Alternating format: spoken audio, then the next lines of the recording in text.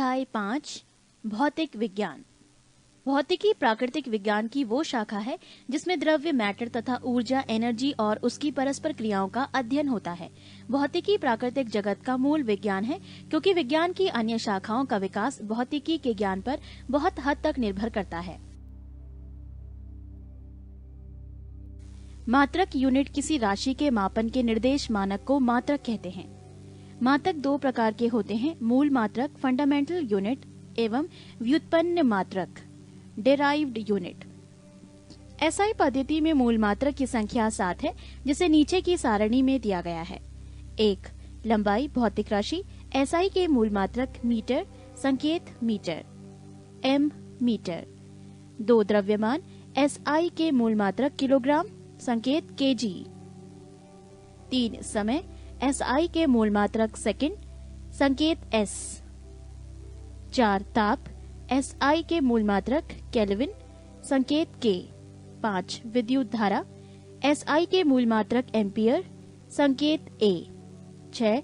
ज्योति तीव्रता एसआई के मूल मात्रक कैंडेला संकेत सीडी।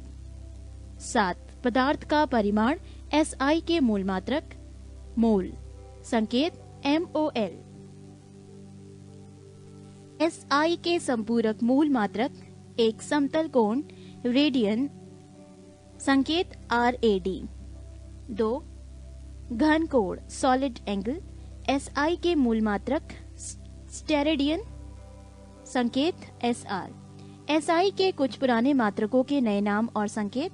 1. ताप डिग्री सेंटीग्रेड डिग्री सेल्सियस पुराना संकेत डिग्री सेल्सियस नया। 2. आवृत्ति एसआई के संपूरक मूल मात्रक कंपन प्रति सेकंड सीपीएस पुराना संकेत हर्ट्ज नया। 3. ज्योति तीव्रता ल्यूमिनस इंटेंसिटी एसआई के मूल मात्रक कैंडल शक्ति सीपी पुराना संकेत कैंडेला सीडी नया। वो सभी मात्रक जो मूल मात्रकों की सहायता से व्यक्त किए जाते हैं व्युत्पन्न मात्रक कहलाते हैं। बहुत लंबी दूरियों को मापने के लिए प्रकाश वर्ष का प्रयोग किया जाता है, अर्थात प्रकाश वर्ष दूरी का मात्रक है।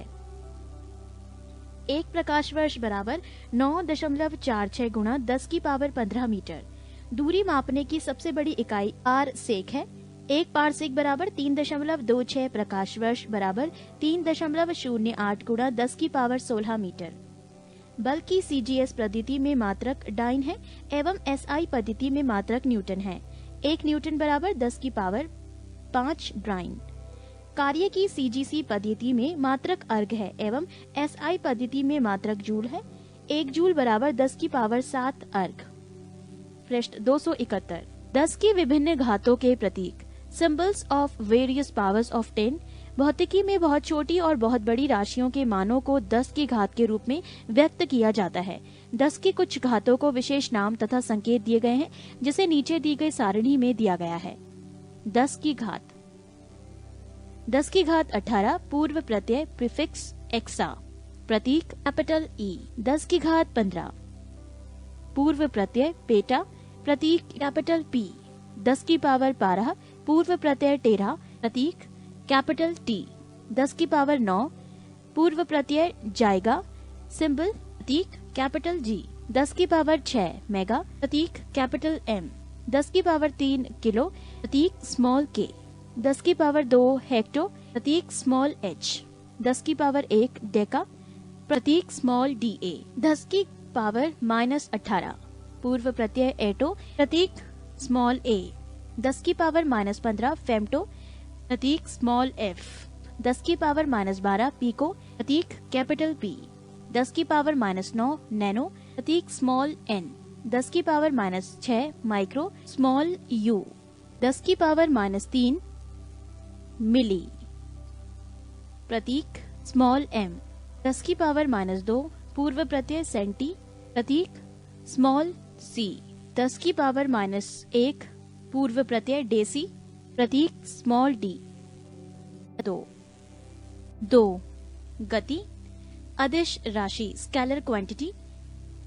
वैसी भौतिक राशि जिसमें केवल परमाणु होता है दिशा नहीं उसे अदिश राशि कहा जाता है, जैसे द्रव्यमान चाल, आयतन, कार्य, समय, ऊर्जा आदि। नोट: विद्युत धारा, करंट, ताप, टेम्परेचर, दाब, प्रेशर ये सभी अदिश राशियां हैं। सदिश राशियां वेक्टर क्वांटिटी वैसी भौतिक राशि जिनमें परिमाण के साथ साथ दिशा भी रहती है और जो योग के निश्चित नियमों के अनुसार जोड़ी जाती है, उन्हें सदिश राशि कहते हैं, जैसे वेग, विस्थापन, बल, त्वरण आदि। दूरी, डिस्टेंस, किसी दिए गए समयांतराल में वस्तु द्वारा तय किए गए मार्ग की लंबाई को दूरी कहते हैं। ये एक अदिश राशि है। ये सदैव धनात्मक यानी प्लस पॉजिटिव होती है। विस्थापन, डिस्प्लेसमेंट, एक निश्चित दिशा में दो बिंदुओं के बीच की लंबवत न्यूनतम दूरी को विस्थापन कहते हैं। ये सदिश राशि है। इसका एसआई मात्रक मीटर है। विस्थापन धनात्मक, ऋणात्मक और शून्य कुछ भी हो सकता है। चाल, स्पीड, किसी वस्तु द्वारा प्रति सेकंड तय की गई दूरी को चाल कहते हैं, अर्थात चाल बराबर दूरी बटे समय।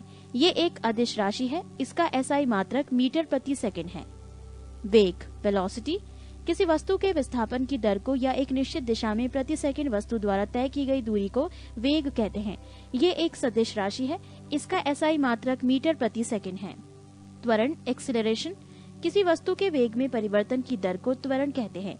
ये एक सदिश राशि है। इसका एसआई मात्रक मीटर प्रति सेकंड स्क्वायर है।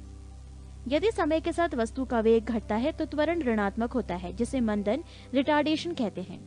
वृत्तीय गति, सर्क्यूलर मोशन, जब कोई वस्तु किसी वृत्ताकार मार्ग पर गति करती है तो उसकी गति को वृत्तीय गति कहते हैं। यदि वो एक समान चाल से गति करती है तो उसकी गति को एक समान वृत्तीय गति कहते हैं। समरूप वृत्तीय गति एक त्वरित गति होती है क्योंकि वेग की दिशा प्रत्येक बिंदु पर बदल जाती है। कोणीय वेग, एंगुलर वेलोसिटी, वृत्ताकार मार्ग पर गतिशील कण को वृत्त के केंद्र से मिलाने वाली रेखा एक सेकंड में जितने कोण से घूम जाती है उसे उस कण का कोणीय वेग कहते हैं। पृष्ठ 272, इसे प्रायः W ओमेगा से प्रकट किया जाता है, अर्थात W बराबर यानी एंगुलर वेलोसिटी बराबर थीटा अपॉन टी। यदि कण एक सेकंड में n चक्कर लगाता है तो W बराबर 2 पाई n, n मतलब नंबर ऑफ टर्न्स, क्योंकि एक चक्कर में कण 2 पाई ब्रैकेट में 360 डिग्री ब्रैकेट क्लोज रेडियन से घूम जाती है। अब यदि वृत्ताकार मार्ग की त्रिज्या r है और कण एक सेकंड में n चक्कर लगाता है तो उसके द्वारा एक सेकंड में चली गई दूरी बराबर वृत्त की परिधि गुणा n बराबर 2 पाई rn। यही उसकी रेखीय चाल लीनियर स्पीड होगी, अर्थात v = 2 पाई rn। चूंकि v बराबर 2 पाई n गुणा r बराबर ओमेगा इंटू r, कोष्ठक में चूंकि w बराबर 2 पाई n, कोष्ठक समाप्त। रेखीय चाल बराबर कोणीय चाल गुणा त्रिज्या। न्यूटन का गति नियम, न्यूटन्स लॉ ऑफ मोशन। भौतिकी के पिता न्यूटन ने सन 1687 ईस्वी में अपनी पुस्तक प्रिंसिपिया में सबसे पहले गति के नियम को प्रतिपादित किया था। न्यूटन का प्रथम गति नियम, Newton's first law of motion. यदि कोई वस्तु विराम अवस्था में है तो वो विराम अवस्था में रहेगी, या यदि वो एक समान चाल से सीधी रेखा में चल रही है तो वैसी ही चलती रहेगी जब तक कि उस पर कोई बाह्य बल लगाकर उसकी वर्तमान अवस्था में परिवर्तन ना किया जाए। प्रथम नियम को गैलीलियो का नियम या जड़त्व का नियम भी कहते हैं। बाह्य बल के अभाव में किसी वस्तु की अपनी विराम अवस्था या समान गति की अवस्था को बनाए रखने की प्रवृत्ति को जड़त्व कहते हैं। प्रथम नियम से बल की परिभाषा मिलती है। बल की परिभाषा, बल वो बाह्य कारक है जो किसी वस्तु की प्रारंभिक अवस्था में परिवर्तन करता है या परिवर्तन करने की चेष्टा करता है। बल एक सदिश राशि है। इसका एसआई मात्रक न्यूटन है। जड़त्व के कुछ उदाहरण: 1. ठहरी हुई मोटर या रेलगाड़ी के अचानक चल पड़ने पर उसमें बैठे यात्री पीछे की ओर झुक जाते हैं। 2. चलती हुई मोटर कार के अचानक रुकने पर उसमें बैठे यात्री आगे की ओर झुक जाते हैं। 3. कंबल को हाथ से पकड़कर डंडे से पीटने पर धूल के कण झड़कर गिर पड़ते हैं। संवेग, मोमेंटम, किसी वस्तु के द्रव्यमान तथा वेग के गुणनफल को उस वस्तु का संवेग कहते हैं, अर्थात संवेग बराबर वेग गुणा द्रव्यमान। ये एक सदिश राशि है। इसका एसआई मात्रक किलोग्राम गुणा मीटर प्रति सेकंड है। न्यूटन का द्वितीय गति नियम, Newton second law of motion. किसी वस्तु के संवेग में परिवर्तन की दर उस वस्तु पर आरोपित बल के समानुपाती होता है तथा संवेग के परिवर्तन बल की दिशा में होता है। अब यदि आरोपित बल F बल की दिशा में उत्पन्न त्वरण A एवं वस्तु का द्रव्यमान m हो तो न्यूटन के गति के दूसरे नियम से F बराबर ma अर्थात न्यूटन के दूसरे नियम से बल का व्यंजक प्राप्त होता है। नोट: प्रथम नियम दूसरे नियम का ही अंग है। न्यूटन का तृतीय गति नियम, Newton's third law of motion. प्रत्येक क्रिया के बराबर परंतु विपरीत दिशा में प्रतिक्रिया होती है। उदाहरण के लिए 1. बंदूक से गोली चलाने पर चलाने वाले को पीछा की ओर धक्का लगना। 2. नाव से किनारे पर कूदने पर नाव के पीछे की ओर हट जाना। 3. रॉकेट को उड़ाने में। संवेग संरक्षण का सिद्धांत: यदि कणों के किसी समूह या निकाय पर कोई बाह्य बल नहीं लग रहा हो तो उस निकाय का कुल संवेग नियत रहता है, अर्थात टक्कर के पहले और बाद का संवेग बराबर होता है। पृष्ठ 273। आवेग, इम्पल्स। जब कोई बड़ा बल किसी वस्तु पर थोड़े समय के लिए कार्य करता है तो बल तथा समय अंतराल के गुणनफल को उस बल का आवेग कहते हैं। आवेग बराबर बल गुणा समय अंतराल बराबर संवेग में परिवर्तन। आवेग एक सदिश राशि है जिसका मात्रक न्यूटन सेकंड ns है, कैपिटल N और स्मॉल s, तथा इसकी दिशा वही होती है जो बल की होती है। अभिकेंद्रीय बल, सेंट्रीपेटल फोर्स। जब कोई वस्तु किसी वृत्ताकार मार्ग पर चलती है तो उस पर एक बल वृत्त के केंद्र की ओर कार्य करता है। इस बल को ही अभिकेंद्रीय बल कहते हैं। इस बल के अभाव में वस्तु वृत्ताकार मार्ग पर नहीं चल सकती है। यदि कोई m द्रव्यमान का पिंड v चाल से r त्रिज्या के वृत्तीय मार्ग पर चल रहा है तो उस पर कार्यकारी वृत्त के केंद्र की ओर आवश्यक अभिकेंद्रीय बल F बराबर mv²/r होता है। अपकेंद्रीय बल, सेंट्रीफ्यूगल फोर्स।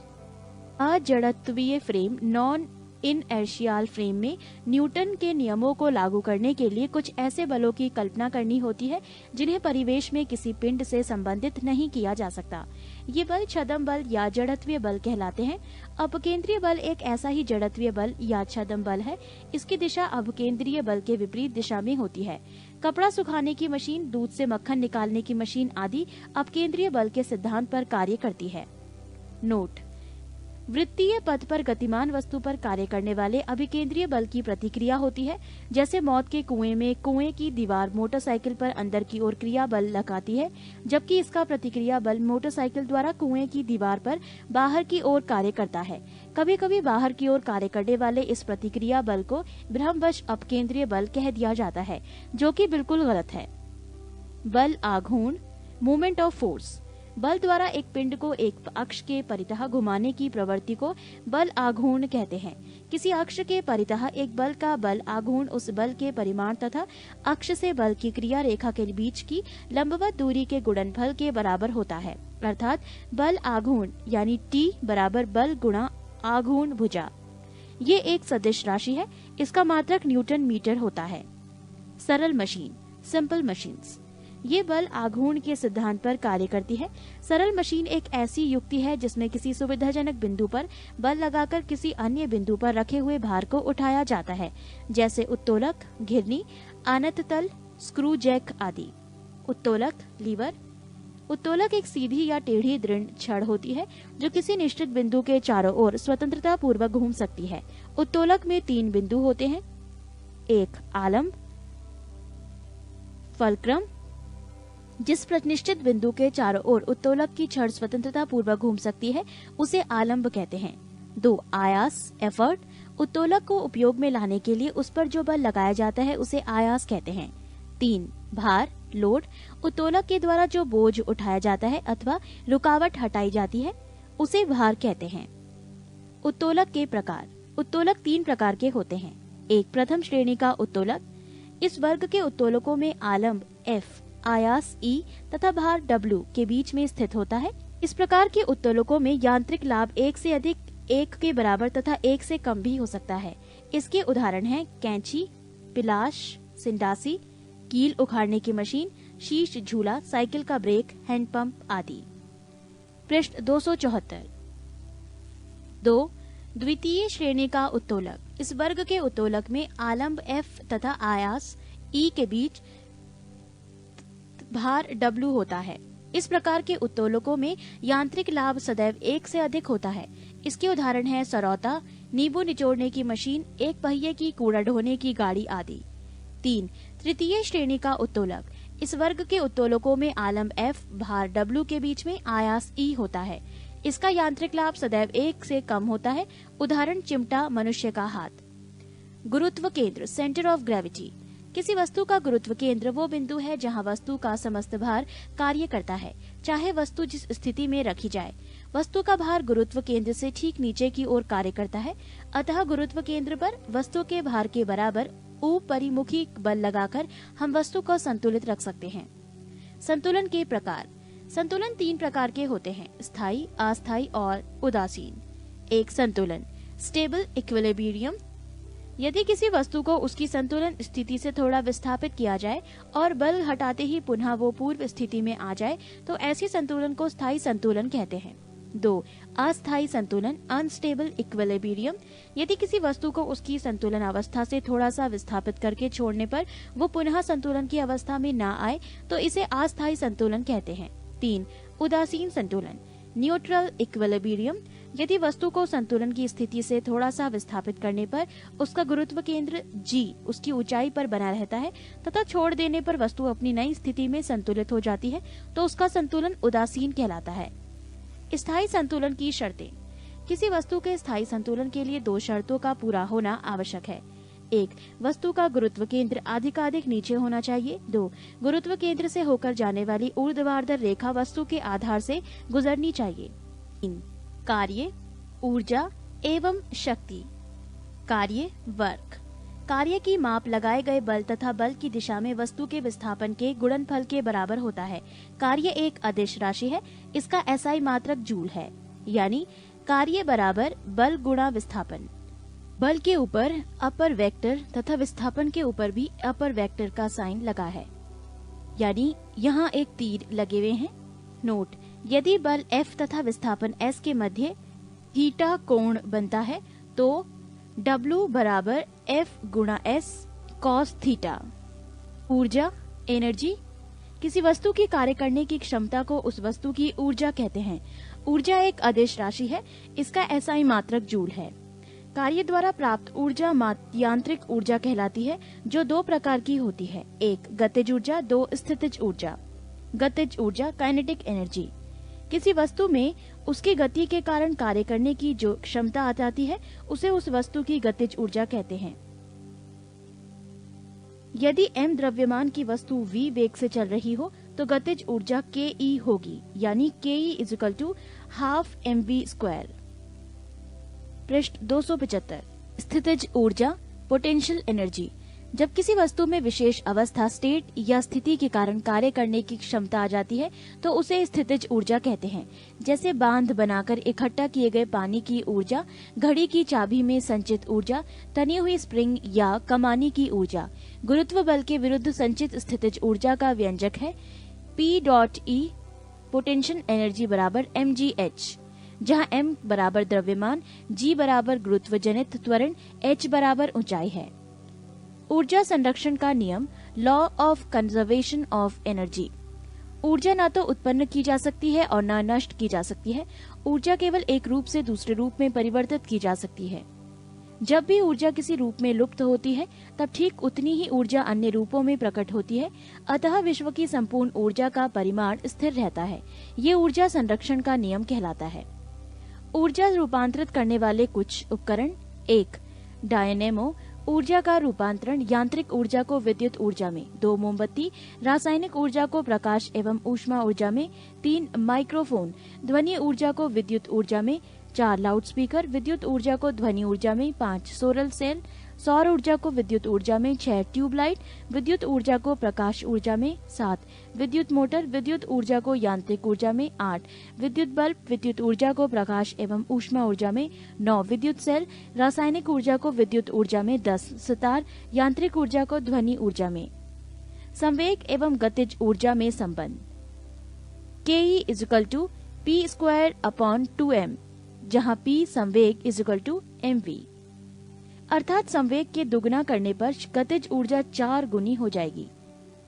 शक्ति, पावर। कार्य करने की दर को शक्ति कहते हैं। यदि किसी कर्ता द्वारा W कार्य T समय में किया जाता है तो कर्ता की शक्ति W/T, यहाँ T स्मॉल है। शक्ति का SI मात्रक वॉट है यानी W है, जिसे वैज्ञानिक जेम्स वॉट के सम्मान में रखा गया है। शक्ति बराबर कार्य बटे समय बराबर जूल बटे सेकंड बराबर वॉट, यानी 1 किलोवाट बराबर 1000 वॉट। 1 MW = 10⁶ what. शक्ति की एक और मात्रक अश्व शक्ति है। एक अश्व शक्ति HP बराबर 746 what. What second WS। 1 what second बराबर 1 वॉट गुणा 1 सेकंड बराबर 1 जूल। 1 वॉट घंटा यानी WH बराबर 3600 जूल। 1 किलोवाट घंटा बराबर 1000 वॉट घंटा बराबर 3.6 गुणा 10⁶ जूल। W, KW, MW तथा HP शक्ति के मात्रक हैं। WS, WH, KWH कार्य अथवा ऊर्जा के मात्रक हैं। पृष्ठ 276। 4. गुरुत्वाकर्षण। न्यूटन का गुरुत्वाकर्षण का नियम, न्यूटन्स लॉ ऑफ ग्रेविटेशन। किन्हीं दो पिंडों के बीच कार्य करने वाला आकर्षण बल पिंडों के द्रव्यमानों के गुणनफल के अनुक्रमानुपाती तथा उनके बीच की दूरी की वर्ग के व्युत्क्रमानुपाती होता है। माना दो पिंड जिनके द्रव्यमान m1 एवं m2 है, एक दूसरे से r दूरी पर स्थित है, तो न्यूटन के नियम के अनुसार उनके बीच लगने वाला आकर्षण बल F बराबर G m1 m2 बटे r2 होता है, जहाँ G एक नियतांक है जिसे सार्वत्रिक गुरुत्वाकर्षण नियतांक कहते हैं और जिसका मान 6.67 गुणा 10⁻⁻11 यानी Nm²/kg² होता है। गुरुत्व ग्रेविटी। न्यूटन के गुरुत्वाकर्षण के अनुसार दो पिंडों के बीच एक आकर्षण बल कार्य करता है। यदि इनमें से एक पिंड पृथ्वी हो तो इस आकर्षण बल को गुरुत्व कहते हैं। अर्थात गुरुत्व वो आकर्षण बल है जिससे पृथ्वी किसी वस्तु को अपने केंद्र की ओर खींचती है। इस बल के कारण जो त्वरण उत्पन्न होता है उसे गुरुत्व जनित त्वरण G कहते हैं, जिसका मान 9.8 मीटर प्रति सेकंड स्क्वायर होता है। गुरुत्व जनित त्वरण G वस्तु के रूप, आकार, द्रव्यमान आदि पर निर्भर नहीं करता है। G के मान में परिवर्तन। 1. पृथ्वी की सतह से ऊपर या नीचे जाने पर G का मान घटता है। 2. G का मान महत्तम पृथ्वी के ध्रुव पोल पर होता है। 3. G का मान न्यूनतम विषुवत रेखा इक्वेटर पर होता है। 4. पृथ्वी के घूर्णन गति बढ़ने पर G का मान कम हो जाता है। 5. पृथ्वी के घूर्णन गति घटने पर G का मान बढ़ जाता है। नोट: यदि पृथ्वी अपनी वर्तमान कोणीय चाल से 17 गुनी अधिक चाल से घूमने लगे तो भूमध्य रेखा पर रखी वस्तु का भार 0 हो जाएगा। लिफ्ट में पिंड का भार, weight of a body in lift. 1. जब लिफ्ट ऊपर की ओर जाती है तो लिफ्ट में स्थित पिंड का भार बढ़ा हुआ प्रतीत होता है। 2. जब लिफ्ट नीचे की ओर जाती है तो लिफ्ट में स्थित पिंड का भार घटा हुआ प्रतीत होता है। 3. जब लिफ्ट एक समान वेग से ऊपर या नीचे गति करती है तो लिफ्ट में स्थित पिंड के भार में कोई परिवर्तन नहीं प्रतीत होता है। 4. यदि नीचे उतरते समय लिफ्ट की डोरी टूट जाए तो वो मुक्त पिंड की भांति नीचे गिरती है। ऐसी स्थिति में लिफ्ट में स्थित पिंड का भार 0 होता है। यही भारहीनता की स्थिति है। 5. यदि लिफ्ट के नीचे उतरते समय लिफ्ट का त्वरण गुरुत्वीय त्वरण से अधिक हो तो लिफ्ट में स्थित पिंड उसकी फर्श से उठकर उसकी छत से जा लगेगा। ग्रहों की गति से संबंधित केपलर का नियम। 1. प्रत्येक ग्रह सूर्य के चारों ओर दीर्घ वृत्ताकार एलिप्टिकल कक्षा में परिक्रमा करता है तथा सूर्य ग्रह की कक्षा के एक फोकस बिंदु पर स्थित होता है। 2. प्रत्येक ग्रह का क्षेत्रीय वेग एरियल वेलोसिटी नियत रहता है। इसका प्रभाव ये होता है कि जब ग्रह सूर्य के निकट होता है तो उसका वेग बढ़ जाता है और जब वो दूर होता है तो उसका वेग कम हो जाता है। पृष्ठ 3. सूर्य के चारों ओर ग्रह एक चक्कर जितने समय में लगाता है उसे उसका परिक्रमण काल T कहते हैं। परिक्रमण काल का वर्ग T² ग्रह के सूर्य की औसत दूरी r के धन r³ के अनुक्रमानुपाती होता है, अर्थात T² प्रोपोर्शनल यानी अनुक्रमानुपाती होता है r³ के। अर्थात सूर्य से अधिक दूर के ग्रहों का परिक्रमण काल भी अधिक होता है। उदाहरण, सूर्य के निकटतम ग्रह बुध का परिक्रमण काल 88 दिन है, जबकि दूरस्थ ग्रह वरुण नेपच्यून का परिक्रमण काल 165 वर्ष है। नोट, IAU ने यम प्लूटो को ग्रह की श्रेणी से निकाल दिया है, इसीलिए अब दूरस्थ ग्रह वरुण यानी नेपच्यून है। उपग्रह, सैटेलाइट, किसी ग्रह के चारों ओर परिक्रमा करने वाले पिंड को उस ग्रह का उपग्रह कहते हैं। जैसे चंद्रमा पृथ्वी का एक उपग्रह है। उपग्रह का कक्षीय चाल, orbital speed of a satellite. एक उपग्रह की कक्षीय चाल उसकी पृथ्वी तल से ऊंचाई पर निर्भर करती है। उपग्रह पृथ्वी तल से जितना अधिक दूर होगा उतनी ही उसकी चाल कम होगी। 2. उपग्रह की कक्षीय चाल उसके द्रव्यमान पर निर्भर नहीं करती है। एक ही त्रिज्या के कक्षा में भिन्न भिन्न द्रव्यमानों के उपग्रहों की चाल समान होगी। नोट, पृथ्वी तल के अति निकट चक्कर लगाने वाले उपग्रह की कक्षीय चाल लगभग 8 किलोमीटर प्रति सेकंड होता है। उपग्रह का परिक्रमण काल, period of revolution of a satellite. उपग्रह अपनी कक्षा में पृथ्वी का एक चक्कर जितने समय में लगाता है उसे उसका परिक्रमण काल कहते हैं। अतः परिक्रमण काल बराबर कक्षा की परिधि बटे कक्षीय चाल। एक उपग्रह का परिक्रमण काल भी केवल उसकी पृथ्वी तल से ऊंचाई पर निर्भर करता है और उपग्रह जितना अधिक दूर होता है उतना ही अधिक उसका परिक्रमण काल होता है। 2. उपग्रह का परिक्रमण काल उसके द्रव्यमान पर निर्भर नहीं करता है। नोट, पृथ्वी के अति निकट चक्कर लगाने वाले उपग्रह का परिक्रमण काल 1 घंटा 24 मिनट होता है। भू-स्थायी उपग्रह, जियो स्टेशनरी सैटेलाइट, ऐसा उपग्रह जो पृथ्वी के अक्ष के लंबवत तल में पश्चिम से पूरब की ओर पृथ्वी की परिक्रमा करता है तथा जिसका परिक्रमण काल पृथ्वी के परिक्रमण काल 24 घंटे के बराबर होता है, भू-स्थायी उपग्रह कहलाता है। ये उपग्रह पृथ्वी तल से लगभग 36,000 किलोमीटर की ऊंचाई पर रहकर पृथ्वी का परिक्रमण करता है।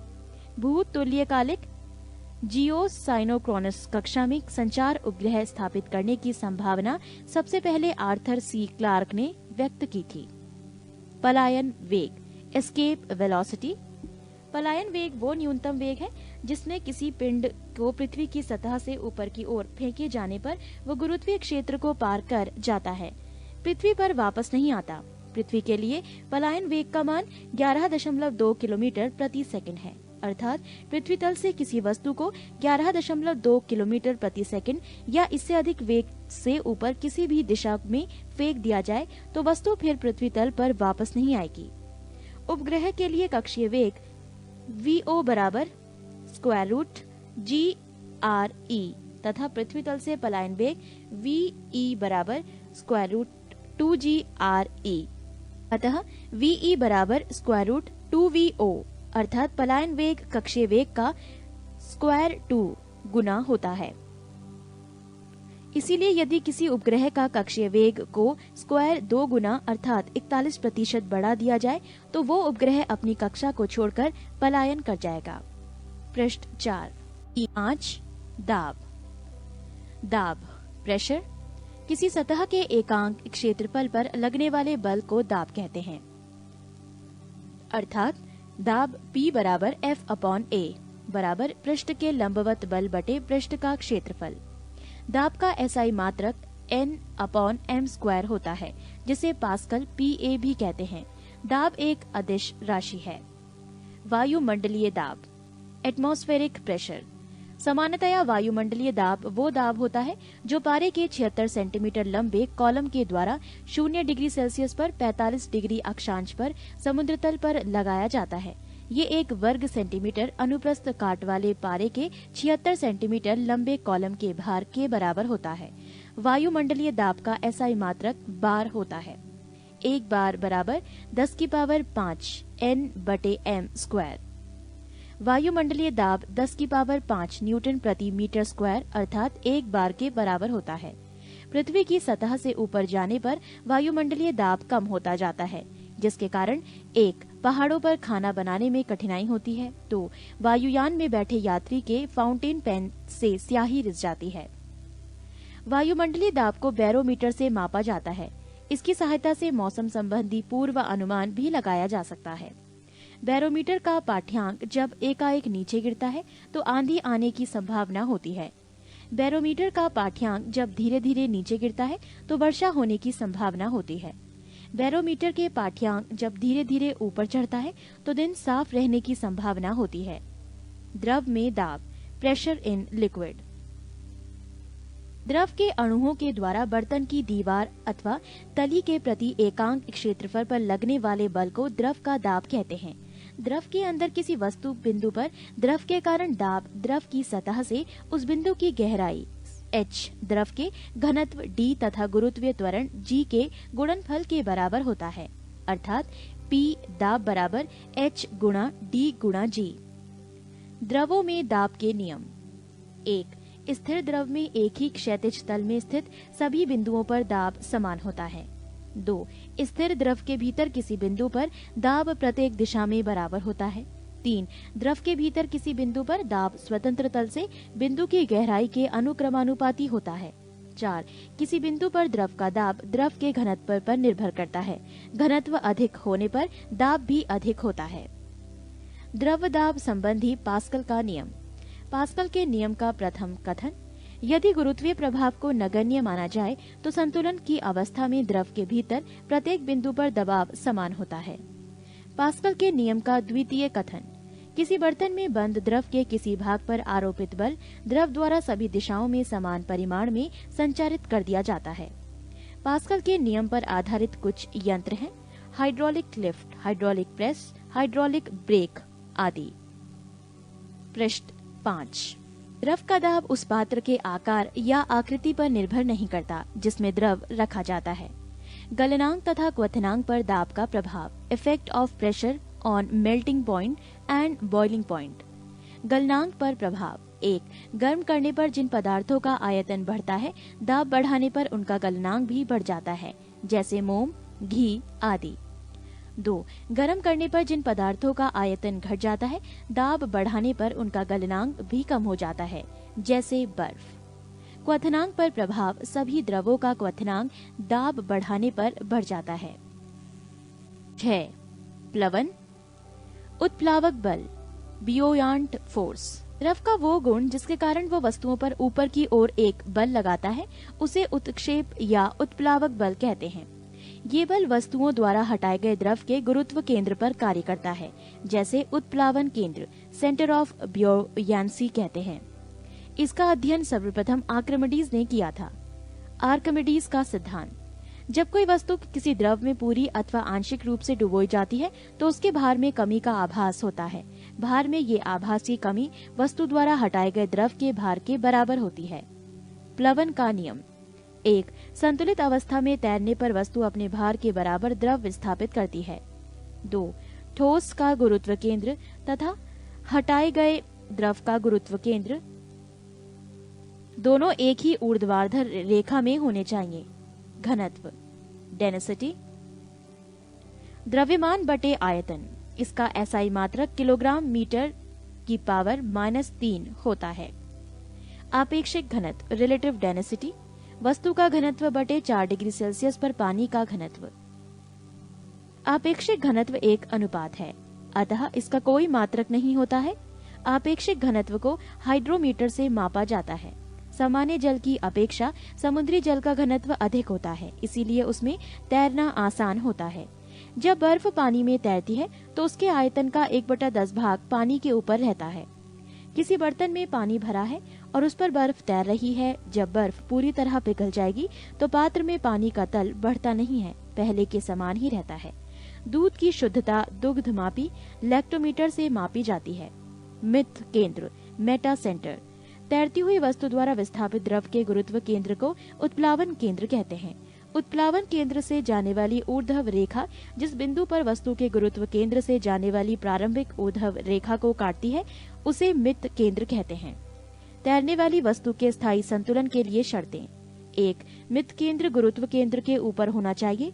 2. वस्तु का गुरुत्व केंद्र तथा हटाए गए द्रव का गुरुत्व केंद्र अर्थात उत्प्लावन केंद्र दोनों को एक ही ऊर्ध्वाधर रेखा में होना चाहिए। पृष्ठ 6। 8, 7 पृष्ठ तनाव। संसंजक बल, कोहेसिव फोर्स, एक ही पदार्थ के अणुओं के मध्य लगने वाले आकर्षण बल को संसंजक बल कहते हैं। ठोसों में संसंजक बल का मान अधिक होता है, फलस्वरूप उनके आकार निश्चित होते हैं। गैसों में संसंजक बल का मान नगण्य होता है। असंजक बल, एडहेसिव फोर्स, दो भिन्न पदार्थों के अणुओं के बीच लगने वाले आकर्षण बल को असंजक बल कहते हैं। असंजक बल के कारण ही एक वस्तु दूसरे से चिपकती है। पृष्ठ तनाव, सरफेस टेंशन, द्रव के स्वतंत्र पृष्ठ में कम से कम क्षेत्रफल प्राप्त करने की प्रवृत्ति होती है, जिसके कारण पृष्ठ का पृष्ठ सदैव तनाव की स्थिति में रहती है। इसे भी पृष्ठ तनाव कहते हैं। किसी द्रव का पृष्ठ तनाव वो बल है जो द्रव के पृष्ठ पर खींची गई काल्पनिक रेखा की इकाई लंबाई पर रेखा का लंबवत कार्य करता है। यदि रेखा की लंबाई I पर F बल कार्य करता है तो पृष्ठ तनाव T बराबर F/I। पृष्ठ तनाव का SI मात्रक न्यूटन प्रति मीटर होता है। द्रव के पृष्ठ के क्षेत्रफल में एकांक वृद्धि करने के लिए किया गया कार्य द्रव के पृष्ठ तनाव के बराबर होता है। इसके अनुसार पृष्ठ तनाव का मात्रक जूल प्रति मीटर स्क्वायर होगा। द्रव का ताप बढ़ाने पर पृष्ठ तनाव कम हो जाता है और क्रांतिक ताप क्रिटिकल टेम्प पर ये शून्य हो जाता है। केशिकत्व, केश नली, कैपिलरी ट्यूब, एक ऐसी खोखली नली जिसकी त्रिज्या बहुत कम तथा एक समान होती है, केश नली कहलाती है। केश नली में द्रव के ऊपर चढ़ने या नीचे दबने की घटना को केशिकत्व, कैपिलैरिटी कहते हैं। किस सीमा तक द्रव केश नली में चढ़ता या उतरता है, ये केश नली की त्रिज्या पर निर्भर करता है। संकीर्ण नली में द्रव का चढ़ाव अधिक तथा चौड़ी नली में द्रव का चढ़ाव कम होता है।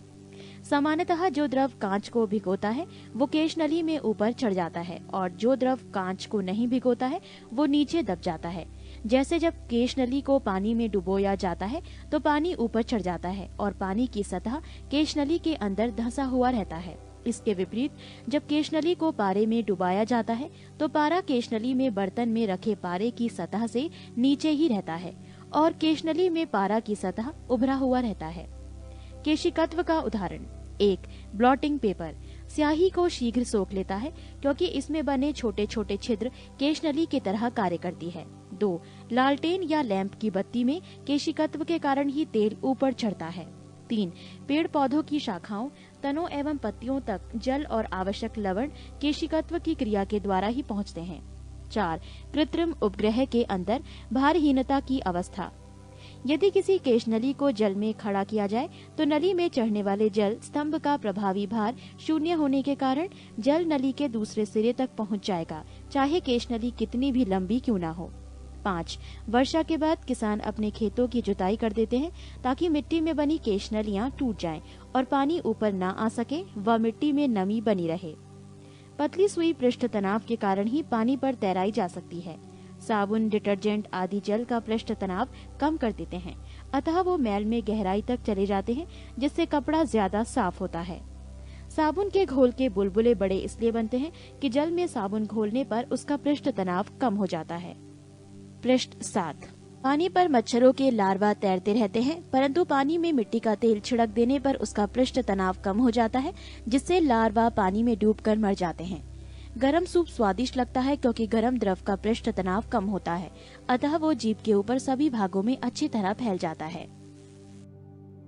8. शयानता, शयान बल, विस्काउस फोर्स, किसी द्रव या गैस की दो क्रमागत परतों के बीच उनकी आपेक्षिक गति का विरोध करने वाले घर्षण बल को शयान बल कहते हैं। शयानता, वाइसोसिटी, तरल का वो गुण जिसके कारण तरल की विभिन्न परतों के मध्य आपेक्षिक गति का विरोध होता है, शयानता कहलाता है। शयानता केवल द्रवों तथा गैसों का गुण है। द्रवों में शयानता अणुओं के मध्य लगने वाले संसंजक बलों के कारण होती है। गैसों में शयानता इसकी एक परत से दूसरी परत में अणुओं के स्थानांतरण के कारण होती है। गैसों में शयानता द्रवों की तुलना में बहुत कम होती है। ठोसों में शयानता नहीं होती है। एक आदर्श तरल की शयानता 0 होती है। ताप बढ़ने पर द्रवों की शयानता घट जाती है, परंतु गैसों की बढ़ जाती है। किसी तरल की शयानता को शयानता गुणांक, कोएफिशिएंट ऑफ वाइसोसिटी द्वारा मापा जाता है। इसका एसआई मात्रक डेका पॉइज या पॉजली पीआई या पास्कल सेकेंड पीएएस है। इसे प्रायः एन ईटा द्वारा सूचित किया जाता है। सीमांत वेग, जब कोई वस्तु किसी शयान द्रव में गिरती है तो प्रारंभ में उसका वेग बढ़ता जाता है, किंतु कुछ समय के पश्चात वो नियत वेग से गिरने लगती है। इस नियत वेग को ही वस्तु का सीमांत वेग कहते हैं। इस अवस्था में वस्तु का भार शयान बल और उत्प्लावन बल के योग के बराबर होते हैं, अर्थात वस्तु पर कार्य करने वाले सभी बलों का योग शून्य होता है। सीमांत वेग वस्तु की त्रिज्या के वर्ग के अनुक्रमानुपाती होता है, अर्थात बड़ी वस्तु अधिक वेग से और छोटी वस्तु कम वेग से गिरती है। धारा रेखीय प्रभाव, स्टीम लाइन फ्लो, द्रव का ऐसा प्रवाह जिसमें द्रव का प्रत्येक कण उसी बिंदु से गुजरता है जिससे पहले उसमें पहले वाला कण गुजरा होता था, धारा रेखीय प्रवाह कहलाता है। इसमें किसी नियत बिंदु पर प्रवाह की चाल व उसकी दिशा निश्चित बनी रहती है। क्रांतिक वेग, क्रिटिकल वेलोसिटी, धारा रेखीय प्रवाह के महत्तम वेग को क्रांतिक वेग कहते हैं, अर्थात धारा रेखीय प्रवाह की वो उच्च सीमा जिसके बाद द्रव का प्रवाह धारा रेखीय न होकर विक्षुब्ध हो जाए, वो वेग क्रांतिक वेग कहलाता है। यदि द्रव प्रवाह का वेग क्रांतिक वेग से कम होता है तो उसका प्रवाह उसकी शयानता पर निर्भर करता है। यदि द्रव प्रवाह का वेग उसके क्रांतिक वेग से अधिक होता है तो उसका प्रवाह मुख्यतः उसके घनत्व पर निर्भर करता है। जैसे ज्वालामुखी से निकलने वाला लावा बहुत अधिक गाढ़ा होने पर भी तेजी से बहता है, क्योंकि उसका घनत्व अपेक्षाकृत कम होता है और घनत्व ही उसके वेग को निर्धारित करता है। बर्नौली का प्रमेय, बर्नौलीज थ्योरम, जब कोई आदर्श द्रव किसी नली में धारा रेखीय प्रवाह में बहता है तो उसके मार्ग के प्रत्येक बिंदु पर उसके एकांक आयतन की कुल ऊर्जा, दाब ऊर्जा, गतिज ऊर्जा एवं स्थितिज ऊर्जा का योग नियत रहता है। इस प्रमेय पर आधारित वेंचुरी मीटर से नली में द्रव के प्रवाह की दर ज्ञात की जाती है। 9. प्रत्यास्थता, प्रत्यास्थता इलास्टिसिटी, प्रत्यास्थता पदार्थ का वो गुण है जिसके कारण वस्तु उस पर लगाए गए बाह्य बल से उत्पन्न किसी भी प्रकार के परिवर्तन का विरोध करती है तथा जैसे ही बल हटा लिया जाता है वो अपनी पूर्व अवस्था में वापस आ जाती है। प्रत्यास्थता की सीमा, इलास्टिक लिमिट, विरूपक बल के परिमाण की वो सीमा जिससे कम बल लगाने पर पदार्थ में प्रत्यास्थता का गुण बना रहता है तथा जिससे अधिक बल लगाने पर पदार्थ का प्रत्यास्थता का गुण समाप्त हो जाता है, प्रत्यास्थता की सीमा कहलाती है। विकृति, स्ट्रेन, किसी तार पर विरूपक बल लगाने पर उसकी प्रारंभिक लंबाई L में वृद्धि I होती है तो I/L को विकृति कहते हैं। प्रतिबल, स्ट्रेस, प्रति एकांक क्षेत्रफल पर लगाए गए बल को प्रतिबल कहते हैं। प्रत्यास्थता का यंग मापांक, यंग्स मॉड्यूल्स ऑफ इलास्टिसिटी, प्रतिबल और विकृति के अनुपात को तार के पदार्थ की प्रत्यास्थता का यंग मापांक कहते हैं। हुक का नियम, हुक्स लॉ, प्रत्यास्थता की सीमा में किसी वस्तु में उत्पन्न विकृति उस पर लगाए गए प्रतिबल के अनुक्रमानुपाती होती है, अर्थात प्रतिबल अनुक्रमानुपाती विकृति या प्रतिबल बटे विकृति बराबर E। कोष्ठक में एक नियतांक बराबर प्रत्यास्थता का गुणांक। प्रत्यास्थता गुणांक E का मान भिन्न भिन्न पदार्थों के लिए भिन्न भिन्न होता है। इसका SI मात्रक न्यूटन मीटर की पावर -2 होता है जिसे पास्कल कहते हैं।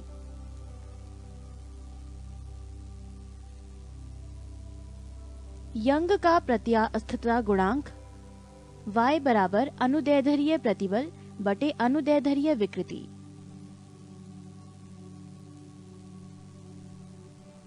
यदि विकृति आयतन में हो तो उसे आयतन प्रत्यास्थता गुणांक K कहते हैं। अपरूपण विकृति हेयर के लिए इसे दृढ़ता गुणांक यानी एटा कहते हैं। सरल आवर्त गति, आवर्त गति पीरियोडिक मोशन, एक निश्चित पथ पर गति करती वस्तु जब एक निश्चित समय अंतराल के पश्चात बार बार अपनी पूर्व गति को दोहराती है तो इस प्रकार की गति को आवर्त गति कहते हैं। दोलन गति, ऑस्किलेटरी मोशन, किसी पिंड की साम्य स्थिति के इधर उधर गति करने को दोलन अथवा काल्पनिक गति कहते हैं। एक दोलन या एक कंपन, दोलन करने वाले कण का अपनी साम्य स्थिति के एक ओर जाना, फिर साम्य स्थिति में वापस आकर दूसरी ओर जाना और पुनः साम्य स्थिति में वापस लौटना एक दोलन या कंपन कहलाता है। आवर्तकाल, टाइम पीरियड, एक दोलन पूरा करने के समय को आवर्तकाल कहते हैं। आवृत्ति फ्रीक्वेंसी, कंपन करने वाली वस्तु 1 सेकंड में जितना कंपन करती है उसे उसकी आवृत्ति कहते हैं। इसका SI मात्रक हर्ट्ज होता है। यदि आवृत्ति n तथा आवर्तकाल t हो तो n बराबर I/t होता है। सरल आवर्त गति सिंपल हार्मोनिक मोशन, यदि कोई वस्तु एक सरल रेखा पर मध्यमान स्थिति मीन पोजीशन के इधर उधर इस प्रकार की गति करे कि वस्तु का त्वरण मध्यमान स्थिति से वस्तु के विस्थापन के अनुक्रमानुपाती हो तथा त्वरण की दिशा मध्यमान स्थिति की ओर हो तो उसकी गति सरल आवर्त गति कहलाती है।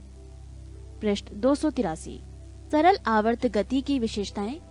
सरल आवर्त गति करने वाला कण जब अपनी मध्यमान स्थिति से गुजरता है तो 1 उस पर कोई बल कार्य नहीं करता है, 2 उसका त्वरण शून्य होता है, 3 वेग अधिकतम होता है, 4 गतिज ऊर्जा अधिकतम होती है, 5 स्थितिज ऊर्जा शून्य होती है। सरल आवर्त गति करने वाला कण जब अपनी गति के अंत बिंदुओं से गुजरता है तो 1 उसका त्वरण अधिकतम होता है, 2 उस पर कार्य करने वाला प्रत्यानयन बल अधिकतम होता है, 3 गतिज ऊर्जा शून्य होती है, 4 स्थितिज ऊर्जा अधिकतम होती है, 5 वेग शून्य होता है। सरल लोलक सिंपल पेंडुलम, यदि एक भारहीन व लंबाई में न बढ़ने वाली डोरी के निचले सिर से पदार्थ के किसी गोल परंतु भारी कण को लटकाकर डोरी को किसी दृढ़ आधार से लटका दे तो इस समायोजन को सरल लोलक कहते हैं। यदि लोलक बॉब को साम्य स्थिति से थोड़ा विस्थापित करके छोड़ दे तो इसकी गति सरल आवर्त गति होती है। यदि डोरी का प्रभावी लंबाई I एवं गुरुत्वीय त्वरण G हो तो सरल लोलक का आवर्तकाल T बराबर 2 पाई ब्रैकेट L/G होता है। इसे निम्न निष्कर्ष निकलते हैं। 1 T directly proportional bracket L अर्थात लंबाई बढ़ने पर T बढ़ जाएगा। यही कारण है कि यदि कोई लड़की झूला झूलते झूलते खड़ी हो जाए तो उसका गुरुत्व केंद्र ऊपर उठ जाएगा और प्रभावी लंबाई घट जाएगी, जिससे झूले का आवर्तकाल घट जाएगा अर्थात झूला जल्दी जल्दी दोलन करेगा। 2 आवर्तकाल लोलक के द्रव्यमान पर निर्भर नहीं करता है, अतः झूलने वाली लड़की की बगल में कोई दूसरी लड़की आकर बैठ जाए तो आवर्तकाल पर कोई प्रभाव नहीं पड़ेगा। 3 T directly proportional bracket L/G, यानी किसी लोलक घड़ी को पृथ्वी तल से ऊपर या नीचे ले जाया जाए तो घड़ी का आवर्तकाल T बढ़ जाता है अर्थात घड़ी सुस्त हो जाती है क्योंकि पृथ्वी तल से ऊपर या नीचे जाने पर G का मान कम होता है। 4 यदि लोलक घड़ी को उपग्रह पर ले जाएं तो वहां भारहीनता के कारण G बराबर O, अतः घड़ी का आवर्तकाल T अनंत हो जाएगा, अतः उपग्रह में लोलक घड़ी काम नहीं करेगी। गर्मियों में लोलक की लंबाई I बढ़ जाएगी तो उसका आवर्तकाल T भी बढ़ जाएगा, अतः घड़ी सुस्त हो जाएगी। सर्दियों में I कम हो जाने पर T भी कम हो जाएगा और लोलक घड़ी तेज चलने लगेगी। चंद्रमा पर लोलक घड़ी को ले जाने पर उसका आवर्तकाल बढ़ जाएगा क्योंकि चंद्रमा पर G का मान पृथ्वी के G के मान का 1/6 गुना है। 11 तरंग।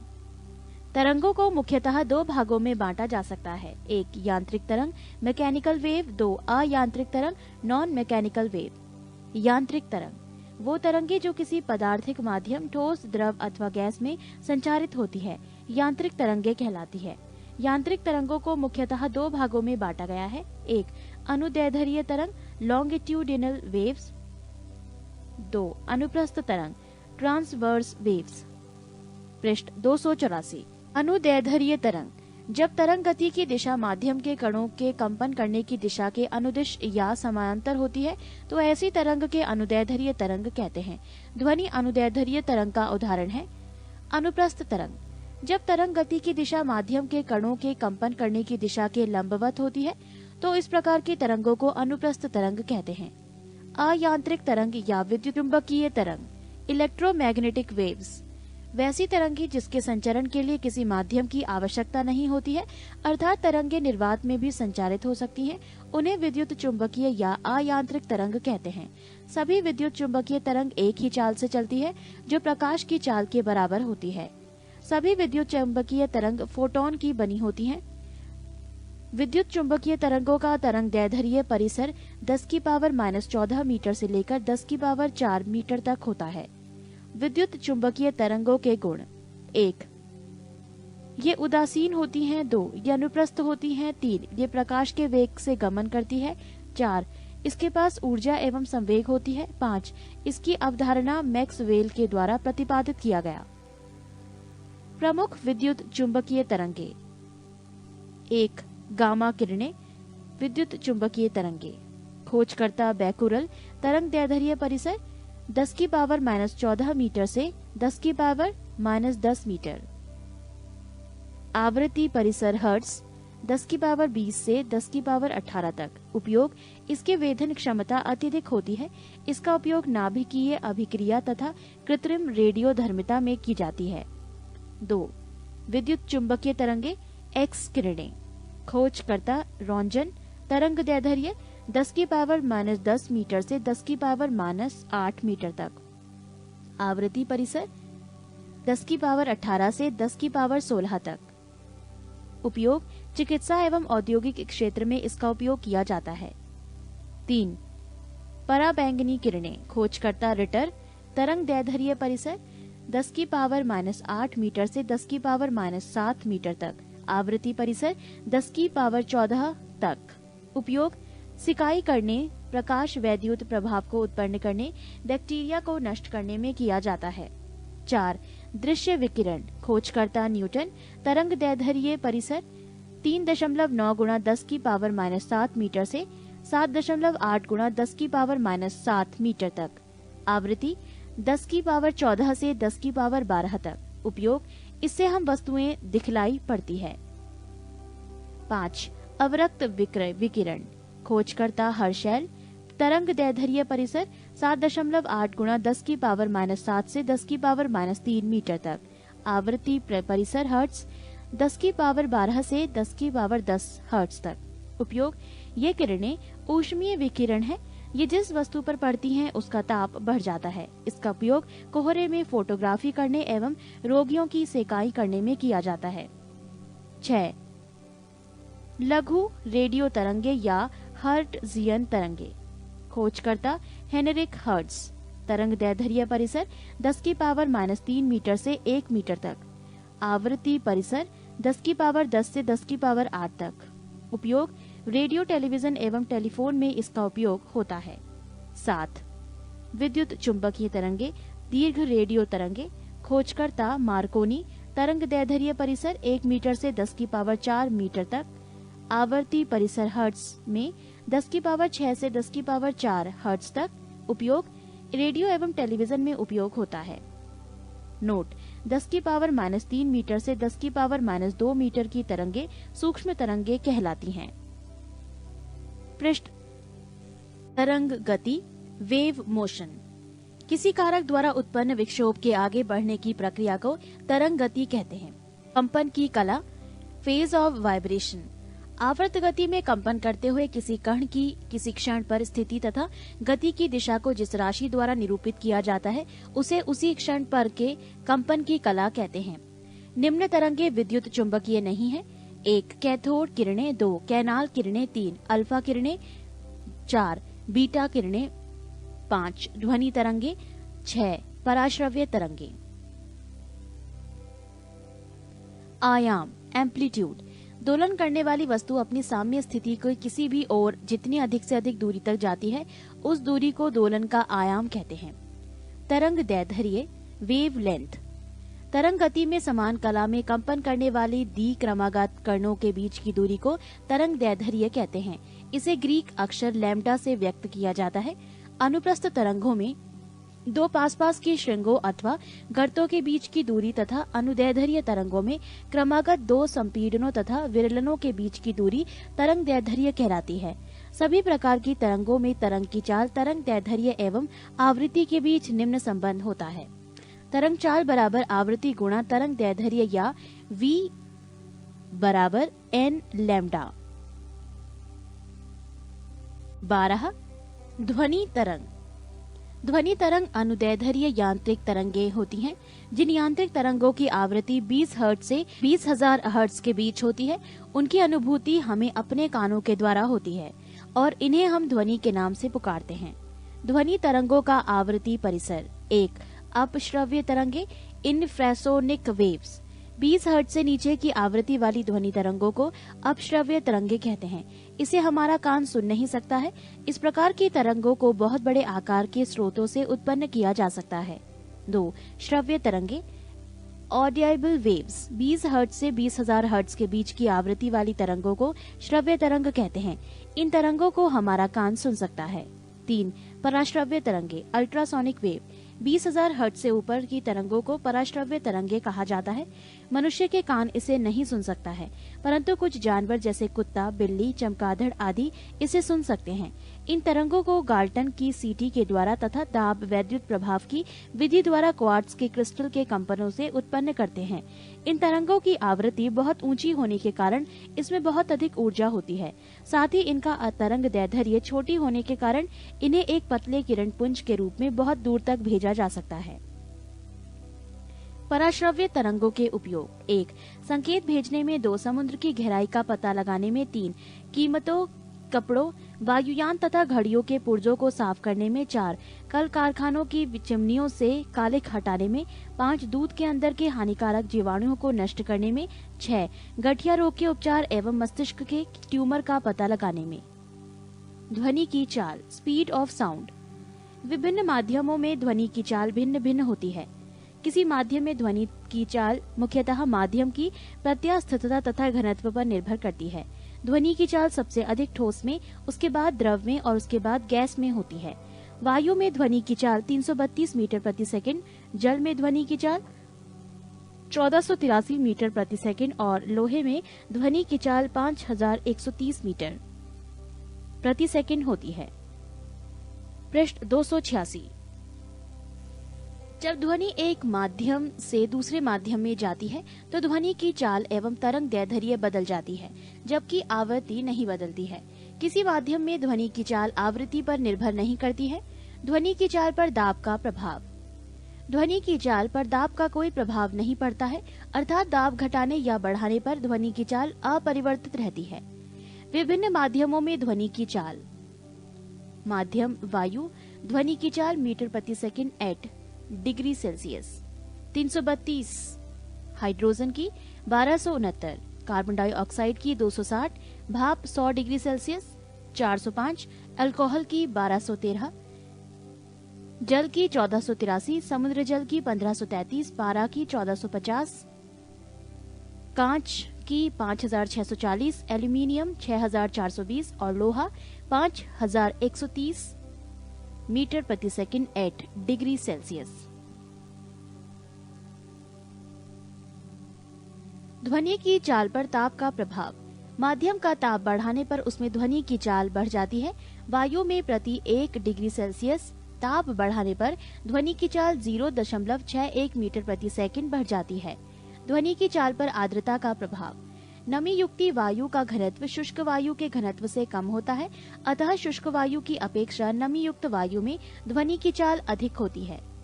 ध्वनि के लक्षण। Characteristics of sound. ध्वनि के मुख्यतः 3 लक्षण होते हैं। 1 तीव्रता, 2 तारतत्व और 3 गुणता। 1 तीव्रता इंटेंसिटी। तीव्रता ध्वनि का वो लक्षण है जिसके कारण ध्वनि धीमी या तेज सुनाई पड़ती है। माध्यम के किसी बिंदु पर ध्वनि की तीव्रता उस बिंदु पर एकांक क्षेत्रफल से प्रति सेकंड तल के लंबवत गुजरने वाली ऊर्जा के बराबर होती है। ध्वनि की तीव्रता व्यक्त करने का मात्रक बेल है। ध्वनि की निरपेक्ष तीव्रता को वॉट मीटर की पावर -2 WM² -2 में व्यक्त किया जाता है। बेल एक बड़ा मात्रक है, अतः व्यवहार में इससे छोटा मात्रक डेसिबल डीबी व्यक्त होता है, जो बेल का 10वां भाग है। ध्वनि की तीव्रता स्रोत से दूरी के वेग के व्युत्क्रमानुपाती, आयाम के वर्ग के अनुक्रमानुपाती, आवृत्ति के वर्ग के अनुक्रमानुपाती तथा माध्यम के घनत्व के अनुक्रमानुपाती होता है। 2 तारत्व पिच। तारत्व ध्वनि का वो लक्षण है जिससे ध्वनि की मोटी ग्रेव या पतली श्रिल कहा जाता है। तारत्व आवृत्ति पर निर्भर करता है। ध्वनि की आवृत्ति अधिक होने पर तारत्व अधिक होता है एवं ध्वनि पतली श्रिल होती है।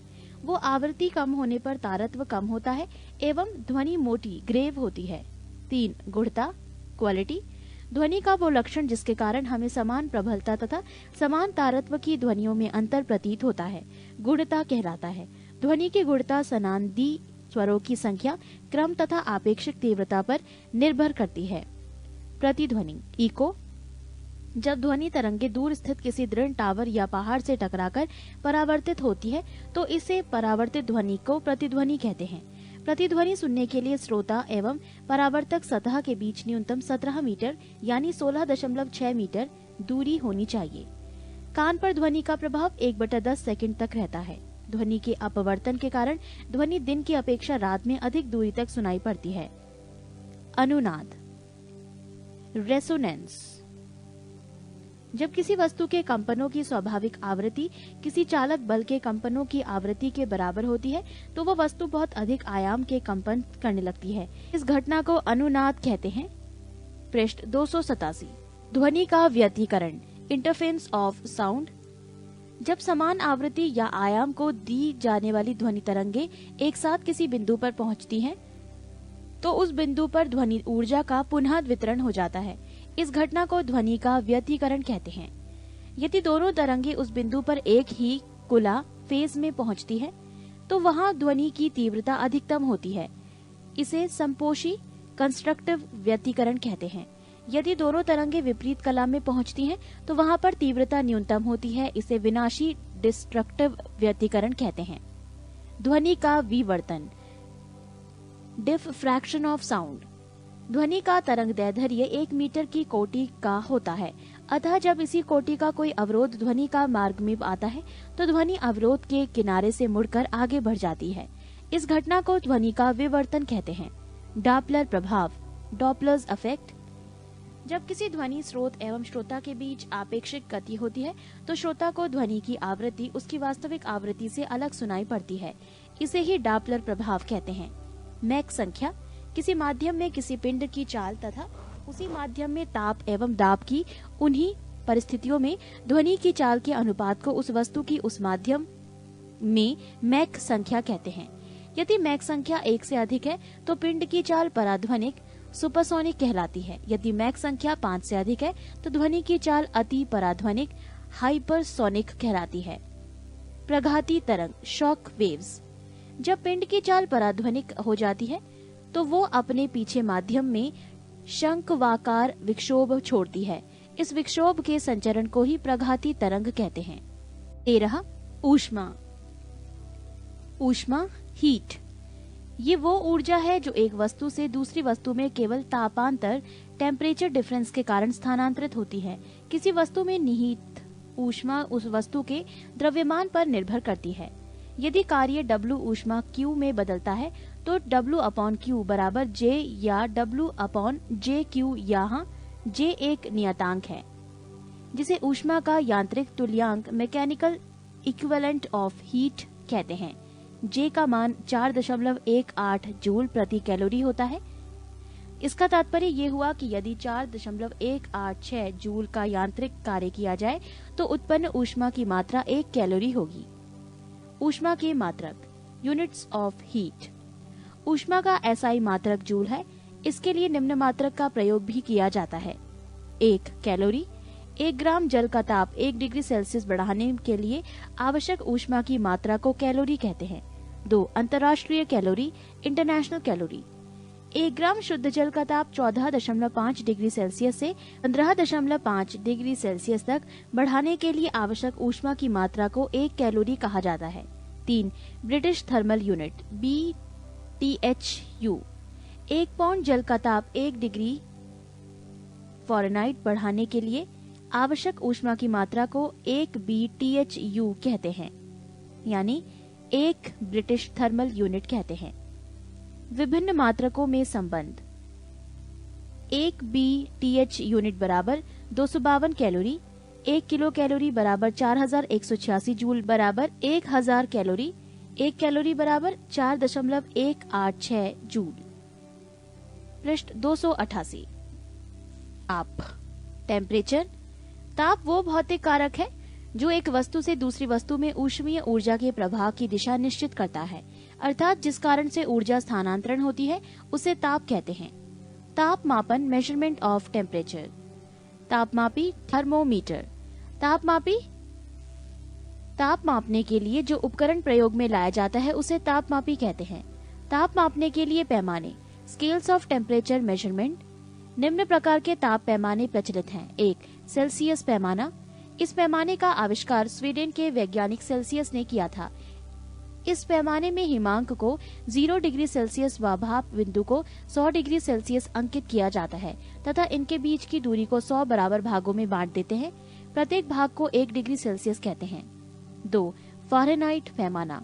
इसका आविष्कार जर्मन वैज्ञानिक फ़ारेनहाइट ने किया। इसका हिमांक 32 डिग्री फ़ारेनहाइट एवं भाप बिंदु 212 डिग्री फ़ारेनहाइट है। इनके बीच की दूरी को 180 बराबर भागों में बांट दिया जाता है। 3. रोमर पैमाना। इसका हिमांक 0 डिग्री रोमर एवं भाप बिंदु 80 डिग्री रोमर है। इनके बीच का भाग 80 बराबर भागों में बांट दिया जाता है। 4. केल्विन पैमाना।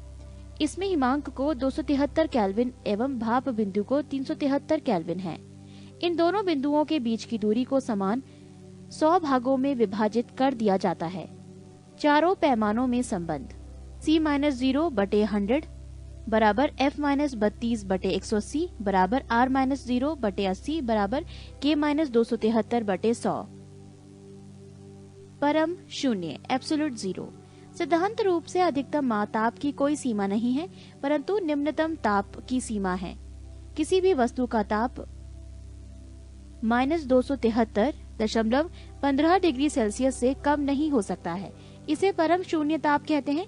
केल्विन पैमाने पर 0 केल्विन लिखते हैं, अर्थात 0 केल्विन बराबर -273.15 डिग्री सेल्सियस एवं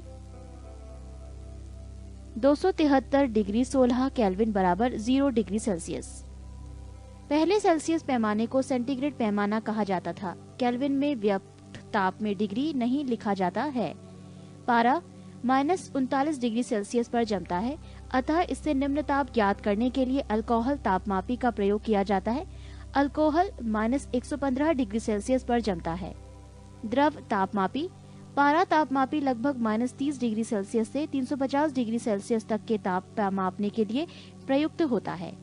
गैस तापमापी। इस प्रकार के तापमापियों में स्थिर आयतन हाइड्रोजन गैस तापमापी से 500 डिग्री सेल्सियस तक के ताप को मापा जा सकता है। हाइड्रोजन की जगह नाइट्रोजन गैस लेने पर 1500 डिग्री सेल्सियस तक के ताप का मापन किया जा सकता है। प्लेटिनम प्रतिरोध तापमापी। इसके द्वारा -200 डिग्री सेल्सियस से 1200 डिग्री सेल्सियस तक के ताप को मापा जाता है। ताप युग्म तापमापी। इसका उपयोग -200 डिग्री सेल्सियस से 1600 डिग्री सेल्सियस तक के तापों के मापन के लिए किया जाता है। पूर्ण विकिरण उत्तापमापी। Total radiation pyrometer. इस तापमापी से दूर स्थित वस्तु के ताप को मापा जाता है, जैसे सूर्य का ताप। इसके द्वारा 800 डिग्री सेल्सियस से ऊंचे ताप ही मापे जाते हैं, इससे नीचे का ताप नहीं, क्योंकि इससे कम ताप की वस्तुएं ऊष्मीय विकिरण उत्सर्जित नहीं करती है। ये तापमापी स्टीफेन के नियम पर आधारित है, जिसके अनुसार उच्च ताप पर किसी वस्तु से उत्सर्जित विकिरण की मात्रा इसके परम ताप के चतुर्थ घात के अनुक्रमानुपाती होता है। पृष्ठ 289। विशिष्ट ऊष्मा स्पेसिफिक हीट। किसी पदार्थ की विशिष्ट ऊष्मा की वो मात्रा है जो उस पदार्थ के एकांक द्रव्यमान में एकांक ताप वृद्धि उत्पन्न करती है। इसे प्रायः C द्वारा व्यक्त किया जाता है। विशिष्ट ऊष्मा का SI मात्रक जूल किलोग्राम -1 केल्विन की पावर -1 कोष्ठक में J kg की पावर -1 K की पावर -1 होता है। 1 ग्राम जल का ताप 1 डिग्री सेल्सियस बढ़ाने के लिए 1 कैलोरी ऊष्मा की आवश्यकता होती है। अतः जल की विशिष्ट ऊष्माधारिता 1 कैलोरी प्रति ग्राम डिग्री सेल्सियस होता है। जल की विशिष्ट ऊष्माधारिता अन्य पदार्थों की तुलना में सबसे अधिक है। कुछ पदार्थों की विशिष्ट ऊष्मा या विशिष्ट ऊष्माधारिता कोष्ठक में जूल प्रति किलोग्राम कैलोरी होता है।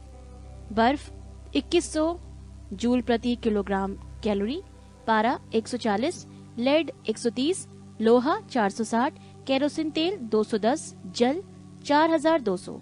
ऊष्मीय प्रसार थर्मल एक्सपेंशन। किसी वस्तु को गर्म करने पर उसकी लंबाई, क्षेत्रफल एवं आयतन में वृद्धि होती है।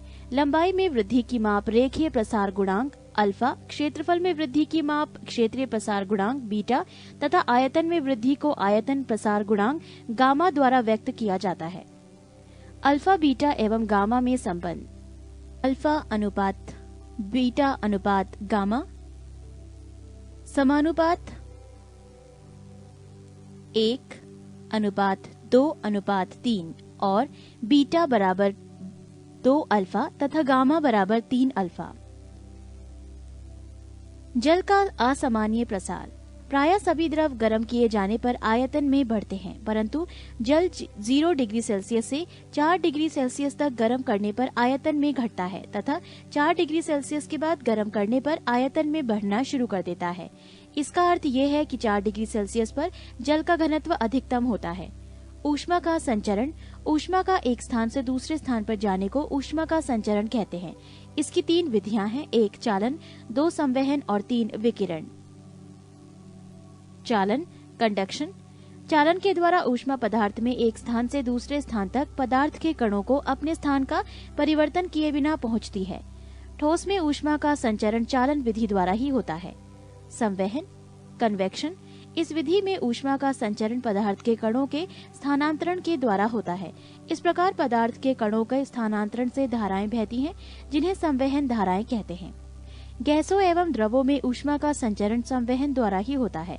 वायुमंडल संवहन विधि के द्वारा ही गर्म होता है। विकिरण रेडिएशन।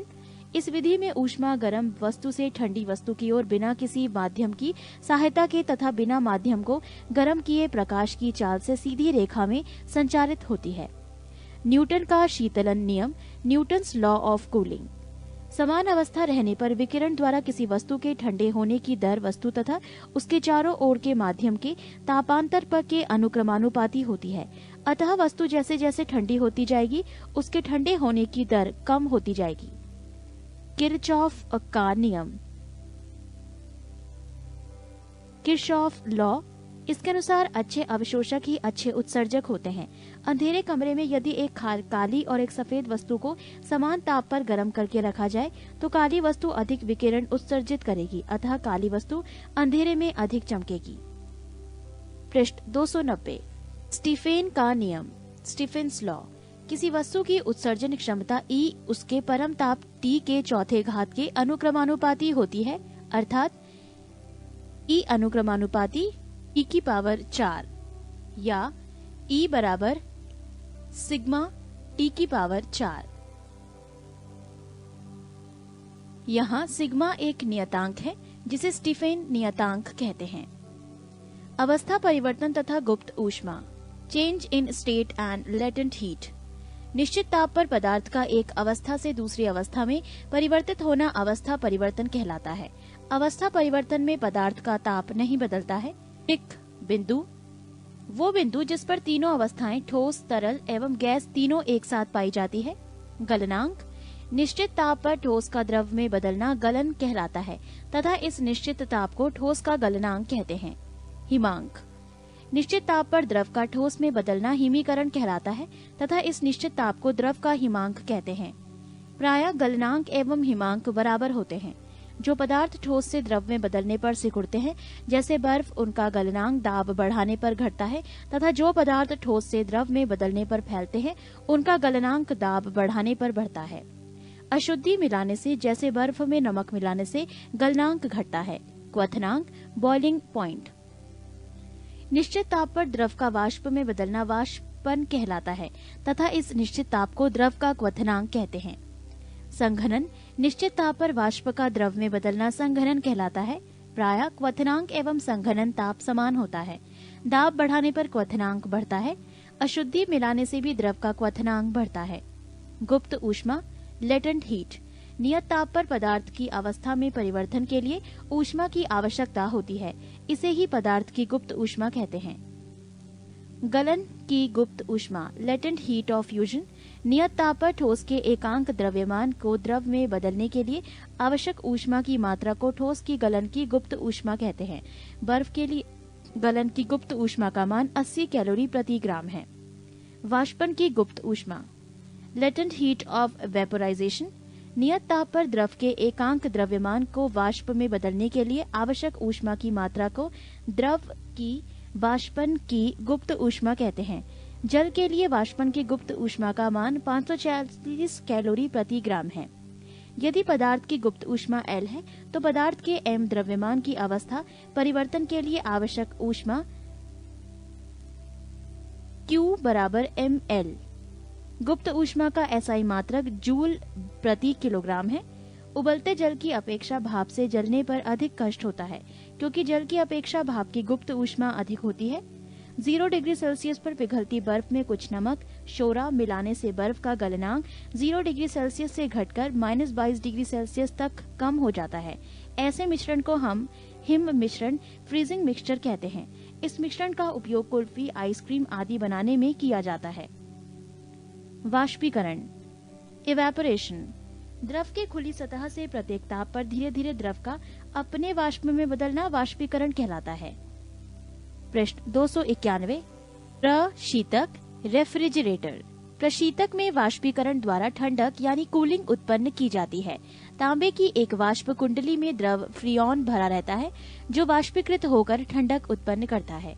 आपेक्षिक आर्द्रता, रिलेटिव ह्यूमिडिटी, किसी दिए हुए ताप पर वायु के किसी आयतन में उपस्थित जलवाष्प की मात्रा तथा उसी ताप पर उसी आयतन की वायु को संतृप्त करने के लिए आवश्यक जलवाष्प की मात्रा के अनुपात को आपेक्षिक आर्द्रता कहते हैं। इस अनुपात को 100 से गुना करते हैं, क्योंकि आपेक्षिक आर्द्रता को प्रतिशत में व्यक्त किया जाता है। ताप बढ़ने पर आपेक्षिक आर्द्रता, रिलेटिव ह्यूमिडिटी बढ़ जाती है।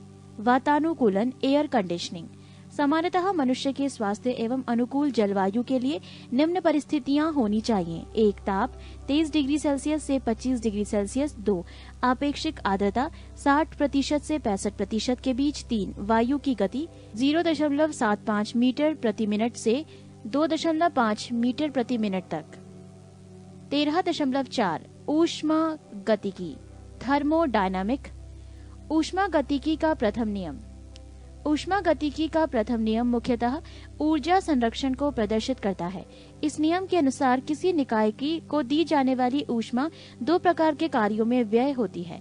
1 निकाय की आंतरिक ऊर्जा में वृद्धि करने में, जिससे निकाय का ताप बढ़ता है। 2 बाह्य कार्य करने में। समतापी प्रक्रम, आइसोथर्मल प्रोसेस। जब किसी निकाय में कोई परिवर्तन इस प्रकार हो कि निकाय का ताप पूरी क्रिया में स्थिर रहे, तो उस परिवर्तन को समतापी परिवर्तन कहते हैं। रुद्धोष्म प्रक्रम, एडियाबेटिक प्रोसेस। यदि किसी निकाय में कोई परिवर्तन इस प्रकार हो कि पूरी प्रक्रिया के दौरान निकाय ना तो बाहरी माध्यम को ऊष्मा दे और न ही उससे कोई ऊष्मा ले, तो इस परिवर्तन को रुद्धोष्म परिवर्तन कहते हैं। कार्बन डाइऑक्साइड का अचानक प्रसार होने पर वो शुष्क बर्फ के रूप में बदल जाती है। ये रुद्धोष्म परिवर्तन का उदाहरण है। ऊष्मा गतिकी का दूसरा नियम। ऊष्मा गतिकी का प्रथम नियम ऊष्मा के प्रवाहित होने की दिशा नहीं बताता। ऊष्मा गतिकी का द्वितीय नियम ऊष्मा के प्रवाहित होने की दिशा को व्यक्त करता है। इस नियम को 2 कथनों के रूप में व्यक्त किया जाता है, जो निम्न है। 1 केल्विन के कथन के अनुसार ऊष्मा का पूर्णतया कार्य में परिवर्तन असंभव है। 2 क्लासियस के कथन के अनुसार ऊष्मा अपने कम ताप की वस्तु से अधिक ताप की वस्तु की ओर प्रवाहित नहीं हो सकती है। 14 प्रकाश। प्रकाश एक प्रकार की ऊर्जा है जो विद्युत चुंबकीय तरंगों के रूप में संचारित होती है। इसका ज्ञान हमें आंखों द्वारा प्राप्त होता है। इसका तरंग दैर्ध्य 3900 एंगस्ट्रॉम से 7800 एंगस्ट्रॉम के बीच होता है। प्रकाश का विद्युत चुंबकीय तरंग सिद्धांत प्रकाश के केवल कुछ गुणों की व्याख्या कर पाता है, जैसे प्रकाश का परावर्तन, प्रकाश का अपवर्तन, प्रकाश का सीधी रेखा में गमन, प्रकाश का विवर्तन, प्रकाश का व्यतिकरण एवं प्रकाश का ध्रुवण। विद्युत चुंबकीय तरंग अनुप्रस्थ होती हैं, अतः प्रकाश भी अनुप्रस्थ तरंग है। प्रकाश के कुछ गुण ऐसे हैं जिनकी व्याख्या तरंग सिद्धांत नहीं कर पाता है, जैसे प्रकाश विद्युत प्रभाव तथा क्रॉम्पटन सिद्धांत। प्रकाश विद्युत प्रभाव एवं क्रॉम्पटन सिद्धांत की व्याख्या आइंस्टीन द्वारा प्रतिपादित प्रकाश के फोटोन सिद्धांत द्वारा की जाती है।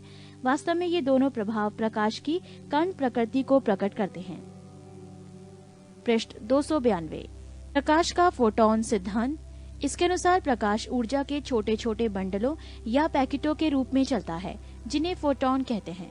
आज प्रकाश को कुछ घटनाओं में तरंग और कुछ में कण माना जाता है। इसी को प्रकाश की दोहरी प्रकृति कहते हैं। प्रकाश का वेग की गणना सबसे पहले रोमर ने की थी।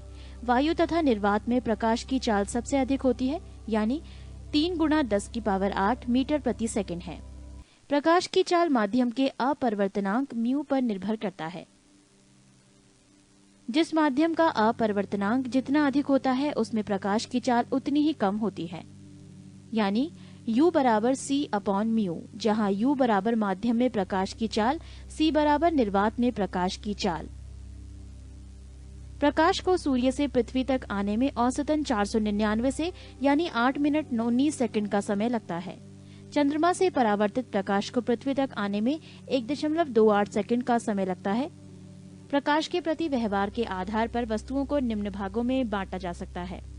1. प्रदीप्त वस्तुएं, ल्यूमिनियस बॉडीज, ये वस्तुएं जो स्वयं के प्रकाश से प्रकाशित होती है, जैसे सूर्य, विद्युत बल्ब आदि। 2. अप्रदीप्त वस्तुएं, नॉन ल्यूमिनस बॉडीज, वो वस्तुएं जो जिनका अपना समय स्वयं का प्रकाश नहीं होता, लेकिन उन पर प्रकाश डालने पर वो दिखाई देने लगते हैं, जैसे मेज, कुर्सी आदि। 3. पारदर्शक वस्तुएं, ट्रांसपेरेंट बॉडीज, वो वस्तुएं जिनमें से होकर प्रकाश की किरणें निकल जाती हैं, जैसे कांच, जल आदि। 4. अर्ध पारदर्शक वस्तुएं, ट्रांसक्लूसेंट बॉडीज, कुछ वस्तुएं ऐसी होती है जिन पर प्रकाश की किरणें पड़ने से उनका कुछ भाग तो अवशोषित हो जाता है तथा कुछ भाग बाहर निकल जाता है। ऐसी वस्तुएं को अर्ध पारदर्शक वस्तुएं कहते हैं, जैसे तेल लगा हुआ कागज। 5. अपारदर्शक वस्तुएं, ओपेक बॉडीज, अपारदर्शक वस्तुएं वो वस्तुएं हैं जिनमें होकर प्रकाश की किरणें बाहर नहीं निकल पाती, जैसे धातु। प्रकाश का विवर्तन, डिफ्रैक्शन ऑफ लाइट, प्रकाश को अवरोध के किनारों पर थोड़ा मुड़कर उसकी छाया में प्रवेश करने की घटना को विवर्तन कहते हैं। प्रकाश का प्रकीर्णन, स्कैटरिंग ऑफ लाइट, जब प्रकाश किसी ऐसे माध्यम से गुजरता है जिसमें धूल तथा अन्य पदार्थों के अत्यंत सूक्ष्म कण होते हैं, तो इनके द्वारा प्रकाश सभी दिशाओं में प्रसारित हो जाता है। इस घटना को प्रकाश का प्रकीर्णन कहा जाता है। बैंगनी रंग के प्रकाश को प्रकीर्णन सबसे अधिक तथा लाल रंग के प्रकाश का प्रकीर्णन सबसे कम होता है। आकाश का रंग नीला प्रकाश के प्रकीर्णन के कारण होता है। प्रकाश का परावर्तन, रिफ्लेक्शन ऑफ लाइट, प्रकाश के चिकने पृष्ठ से टकराकर वापस लौटने की घटना को प्रकाश का परावर्तन कहते हैं। परावर्तन के 2 नियम हैं। 1. आपतित किरण, आपतन बिंदु पर अभिलंब व परावर्तित किरण एक ही तल में होते हैं। 2. आपतन कोण परावर्तन कोण बराबर होता है। पृष्ठ 293। समतल दर्पण, प्लेन मिरर से परावर्तन, समतल दर्पण किसी वस्तु का प्रतिबिंब दर्पण के पीछे उतनी दूरी पर बनता है जितनी दूरी पर वस्तु दर्पण के सामने रखी जाती है। ये प्रतिबिंब काल्पनिक वस्तु के बराबर एवं पार्श्व उल्टा लैटेरियल इनवर्स होता है। यदि कोई व्यक्ति V चाल से दर्पण की ओर चलता है तो उसे दर्पण में अपना प्रतिबिंब 2V चाल से अपनी ओर आता हुआ प्रतीत होगा। यदि आपातित किरण को नियत रखते हुए दर्पण को सिग्मा कोण से घुमा दिया जाए तो परावर्तित किरण 2 सिग्मा डिग्री से घूम जाती है। समतल दर्पण में वस्तु का पूर्ण प्रतिबिंब देखने के लिए दर्पण की लंबाई वस्तु की लंबाई की कम से कम आधी होनी चाहिए। यदि 2 समतल दर्पण थीटा डिग्री कोण पर झुके हों तो उनके बीच रखी वस्तु के प्रतिबिंबों की संख्या की गणना निम्न प्रकार से की जाती है। 1. यदि 360 बटे थीटा एक सम संख्या आए तो प्रतिबिंबों की संख्या वस्तु की सभी स्थितियों के लिए n बराबर 360 बटे थीटा माइनस 1 होगी। जैसे 90 डिग्री पर झुके 2 समतल दर्पणों के बीच 360 डिग्री बटे 90 डिग्री माइनस 1 बराबर 4 माइनस 1 बराबर 3 प्रतिबिंब बनेंगे। 2. यदि 360 बटे थीटा एक विषम संख्या हो तो प्रतिबिंबों की संख्या n बराबर 360 बटे थीटा होगी यदि वस्तु दोनों दर्पणों के बीच के कोण के समाद्विभाजक पर नहीं हो। जैसे 40 डिग्री कोण पर झुके 2 समतल दर्पणों के बीच 360 डिग्री बटे 40 डिग्री बराबर 9 प्रतिबिंब बनेंगे। 3. यदि 360 बटे थीटा एक विषम संख्या हो और वस्तु दोनों दर्पणों के बीच के कोण के समद्विभाजक पर रखी हो तो प्रतिबिंबों की संख्या n बराबर 360 बटे थीटा माइनस 1 होगी। जैसे 40 डिग्री कोण पर झुके 2 समतल दर्पणों के बीच 20 डिग्री पर कोई वस्तु रखी गई हो तो प्रतिबिंब की संख्या 360 डिग्री बटे 40 डिग्री माइनस 1 बराबर 8 होगी। 4. यदि 360 बटे थीटा एक भिन्न संख्या हो तो प्रतिबिंबों की संख्या उसके पूर्णांक के बराबर होगी। गोलीय दर्पण से परावर्तन, रिफ्लेक्शन फ्रॉम स्फेरिकल मिरर, गोलीय दर्पण दो प्रकार के होते हैं, एक अवतल दर्पण, दो उत्तल दर्पण। अवतल दर्पण में बने प्रतिबिंब की स्थिति एवं प्रकृति, एक वस्तु की स्थिति अनंत पर, प्रतिबिंब की स्थिति फोकस पर। वस्तु की तुलना में प्रतिबिंब का आकार बहुत छोटा, बिंदु मात्र। प्रतिबिंब की प्रकृति उल्टा व वास्तविक। दो वस्तु की स्थिति वक्रता केंद्र एवं अनंत के बीच, प्रतिबिंब की स्थिति फोकस एवं वक्रता केंद्र के बीच। वस्तु की तुलना में प्रतिबिंब का आकार छोटा, प्रतिबिंब की प्रकृति उल्टा व वास्तविक। तीन वक्रता केंद्र पर, प्रतिबिंब की स्थिति वक्रता केंद्र पर, वस्तु की तुलना में प्रतिबिंब का आकार समान आकार का, प्रतिबिंब की प्रकृति उल्टा व वास्तविक। चार वस्तु की स्थिति फोकस तथा वक्रता केंद्र के बीच पर, प्रतिबिंब की स्थिति वक्रता केंद्र एवं अनंत के बीच। वस्तु की तुलना में प्रतिबिंब का आकार बड़ा, प्रतिबिंब की प्रकृति उल्टा व वास्तविक। पाँच वस्तु की स्थिति फोकस पर, प्रतिबिंब की स्थिति अनंत पर, वस्तु की तुलना में प्रतिबिंब का आकार बहुत बड़ा, प्रतिबिंब की प्रकृति उल्टा व वास्तविक। छह वस्तु की स्थिति फोकस तथा ध्रुव के बीच, प्रतिबिंब की स्थिति दर्पण के पीछे, वस्तु की तुलना में प्रतिबिंब का आकार बढ़ा, प्रतिबिंब की प्रकृति सीधा व आभासी। पृष्ठ 294। अवतल दर्पण का उपयोग, एक बड़ी फोकस दूरी वाला अवतल दर्पण दाढ़ी बनाने में काम आता है। दो आंख, कान एवं नाक के डॉक्टर के द्वारा उपयोग में लाया जाने वाला दर्पण। तीन गाड़ी के हेडलाइट व सर्च लाइट में। चार सोलर कुकर में। उत्तल दर्पण से बने प्रतिबिंब, उत्तल दर्पण में प्रत्येक दिशा में प्रतिबिंब दर्पण के पीछे उसके ध्रुव और फोकस के बीच वस्तु से छोटा, सीधा एवं आभासी बनता है। उत्तल दर्पण का उपयोग, एक इसका उपयोग गाड़ी में चालक की सीट के पास पीछे के दृश्य को देखने में किया जाता है, साइड मिरर रूप में। दो सोडियम परावर्तक लैंप में। प्रकाश का अपवर्तन, रिफ्रैक्शन ऑफ लाइट, जब प्रकाश की किरणें एक पारदर्शी माध्यम से दूसरे पारदर्शी माध्यम में प्रवेश करती है तो दोनों माध्यमों को अलग करने वाले तल पर अभिलंबवत आपाती होने पर बिना मुड़े सीधे निकल जाती है, परंतु तिरछी आपाती होने पर वो अपनी मूल दिशा से विचलित हो जाती है। इस घटना को प्रकाश का अपवर्तन कहते हैं। जब प्रकाश की कोई किरण विरल माध्यम, रेरर मीडियम से सघन माध्यम, डेंसर मीडियम जैसे हवा से पानी में प्रवेश करती है तो वो दोनों माध्यमों के पृष्ठ पर खींचे गए अभिलंब की ओर झुक जाती है, तथा जब किरण सघन माध्यम से विरल माध्यम में प्रवेश करती है तो वो अभिलंब से दूर हट जाती है। लेकिन जो किरण अभिलंब के समांतर प्रवेश करती है उनके पथ में कोई परिवर्तन नहीं होता।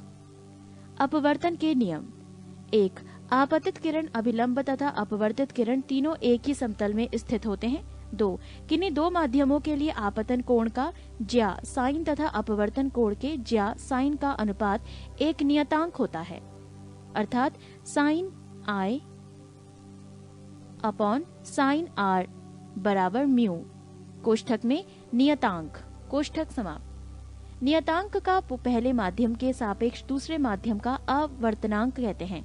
इस नियम को स्नेल का नियम भी कहते हैं। किसी माध्यम का अपवर्तनांक भिन्न भिन्न रंग के प्रकाश के लिए भिन्न भिन्न होता है।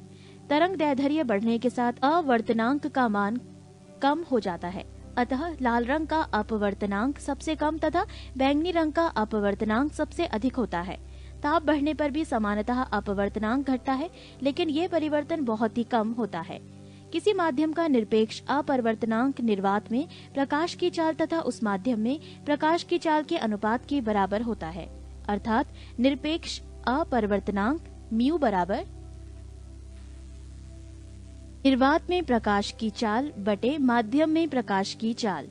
प्रकाश के अपवर्तन के कारण घटने वाली घटनाएं, एक द्रव में अंशतः डूबी हुई सीधी छड़ टेढ़ी दिखाई पड़ती है। दो तारे टिमटिमाते हुए दिखाई पड़ते हैं। तीन सूर्योदय के पहले एवं सूर्यास्त के बाद भी सूर्य दिखाई देता है। चार पानी से भरे किसी बर्तन की तली में पड़ा हुआ सिक्का ऊपर उठा हुआ दिखाई पड़ता है। पाँच जल के अंदर पड़ी हुई मछली वास्तविक गहराई से कुछ ऊपर उठी हुई दिखाई पड़ती है। प्रकाश का पूर्ण आंतरिक परावर्तन, total internal reflection of light. क्रांतिक कोण, क्रिटिकल एंगल। क्रांतिक कोण सघन माध्यम में बना वो आपतन कोण होता है जिसके लिए विरल माध्यम में अपवर्तन कोण का मान 90 डिग्री होता है। आपतन कोण का मान क्रांतिक कोण से थोड़ा सा अधिक कर दें तो प्रकाश विरल माध्यम में बिल्कुल ही नहीं जाता, बल्कि संपूर्ण प्रकाश परावर्तित होकर सघन माध्यम में ही लौट आता है। पृष्ठ 295। इस घटना को प्रकाश का पूर्ण आंतरिक परावर्तन कहते हैं। इसमें प्रकाश का अपवर्तन बिल्कुल नहीं होता, संपूर्ण आपतित प्रकाश परावर्तित हो जाता है। किसी पृष्ठ के जिस भाग से पूर्ण आंतरिक परावर्तन होता है वो चमकने लगता है। प्रकाश के पूर्ण आंतरिक परावर्तन के लिए निम्न दो शर्तों का पूरा होना अनिवार्य है। 1. प्रकाश की किरण सघन माध्यम से विरल माध्यम में जा रही हो। 2. आपतन कोण क्रांतिक कोण से बड़ा हो। पूर्ण आंतरिक परावर्तन के उदाहरण है 1. हीरा का चमकना। 2. रेगिस्तान में मरीचिका मायरेज का बनना। 3. जल में पड़ी परखनली का चमकना। 4. कांच में आई दरार का चमकना। प्रकाशिक तंतु ऑप्टिकल फाइबर्स। प्रकाश सरल रेखा में गमन करता है, लेकिन पूर्ण आंतरिक परावर्तन का उपयोग करके प्रकाश को एक वक्रीय मार्ग में चलाया जा सकता है। प्रकाशिक तंतु पूर्ण आंतरिक परावर्तन के सिद्धांत पर आधारित एक ऐसी युक्ति है जिसके द्वारा प्रकाश सिग्नल को इसकी तीव्रता में बिना क्षय के एक स्थान से दूसरे स्थान तक स्थानांतरित किया जा सकता है, चाहे मार्ग कितना भी टेढ़ा मेढ़ा हो। प्रकाशिक तंतु का उपयोग 1. प्रकाश सिग्नलों के दूरसंचार में। 2. विद्युत सिग्नल को प्रकाश सिग्नल में बदलकर प्रेषित करने में तथा अभिग्रहण करने में। 3. मनुष्य के शरीर के आंतरिक भागों का परीक्षण करने में। 4. शरीर के अंदर लेसर किरणों को भेजने में। लेंस द्वारा प्रकाश का अपवर्तन, refraction of light through lens. सामान्यतः दो गोलीय पृष्ठों से घिरे हुए किसी अपवर्तक माध्यम को लेंस कहा जाता है। प्रायः लेंस दो प्रकार के होते हैं, 1. उत्तल लेंस कॉन्वेक्स लेंस और 2. अवतल लेंस कॉनकेव लेंस। लेंसों से संबंधित कुछ पारिभाषिक शब्द। उत्तल लेंस O प्रकाशिक केंद्र, C1 और C2 लेंस का मुख्य अक्ष, ये है उत्तल लेंस। तथा अवतल लेंस F1 प्रथम फोकस तथा F2 द्वितीय फोकस मुख्य फोकस। उत्तल लेंस द्वारा वस्तु की विभिन्न स्थितियों के लिए बने प्रतिबिंब। 1. वस्तु की स्थिति अनंत पर, प्रतिबिंब की स्थिति F2 पर, प्रतिबिंब की प्रकृति एवं वस्तु की तुलना में आकार वास्तविक बहुत छोटा एवं उल्टा। 2. C1 से परे, प्रतिबिंब की स्थिति F2 एवं C2 के बीच, प्रतिबिंब की प्रकृति एवं वस्तु की तुलना में आकार वास्तविक छोटा तथा उल्टा। 3. C1 पर, प्रतिबिंब की स्थिति C2 पर, प्रतिबिंब की प्रकृति एवं वस्तु की तुलना में आकार वास्तविक बराबर और उल्टा। 4. C1 एवं F1 के बीच, प्रतिबिंब की स्थिति C2 से परे, प्रतिबिंब की प्रकृति एवं वस्तु की तुलना में आकार वास्तविक बड़ा और उल्टा। 5. F1 पर, प्रतिबिंब की स्थिति अनंत पर, प्रतिबिंब की प्रकृति एवं वस्तु की तुलना में आकार वास्तविक बहुत बड़ा और उल्टा। 6. O एवं F1 के बीच, प्रतिबिंब की स्थिति लेंस के उसी ओर जिस ओर वस्तु है, प्रतिबिंब की प्रकृति एवं वस्तु की तुलना में आकार आभासी, सीधा तथा आवर्धित। पृष्ठ 296। अवतल लेंस में प्रतिबिंब F2 एवं प्रकाशिक केंद्र O के बीच बनता है। ये प्रतिबिंब सीधा तथा आभासी एवं वस्तु से छोटा होता है, चाहे वस्तु कहीं भी रखी जाए। लेंस की क्षमता, पावर ऑफ लेंस। लेंस की फोकस दूरी के व्युत्क्रम रेसिप्रोकल को लेंस की क्षमता कहते हैं। यदि किसी लेंस की फोकस दूरी f मीटर में हो तो उसकी क्षमता P बराबर 1/f डायोप्टर होती है। डायोप्टर SI मात्रक है जिसे D द्वारा सूचित किया जाता है। उत्तल लेंस की क्षमता धनात्मक एवं अवतल लेंस की क्षमता ऋणात्मक होती है। यदि दो लेंसों को परस्पर सटाकर रख दें तो उनकी क्षमताएं जुड़ जाती हैं तथा संयुक्त लेंस की क्षमता दोनों लेंसों की क्षमताओं के योग के बराबर होती है। लेंस की क्षमता में परिवर्तन। लेंस को किसी द्रव में डुबोने पर उसकी फोकस दूरी व क्षमता दोनों बदल जाती है। ये लेंस एवं द्रव के अपरिवर्तनांक पर निर्भर करता है।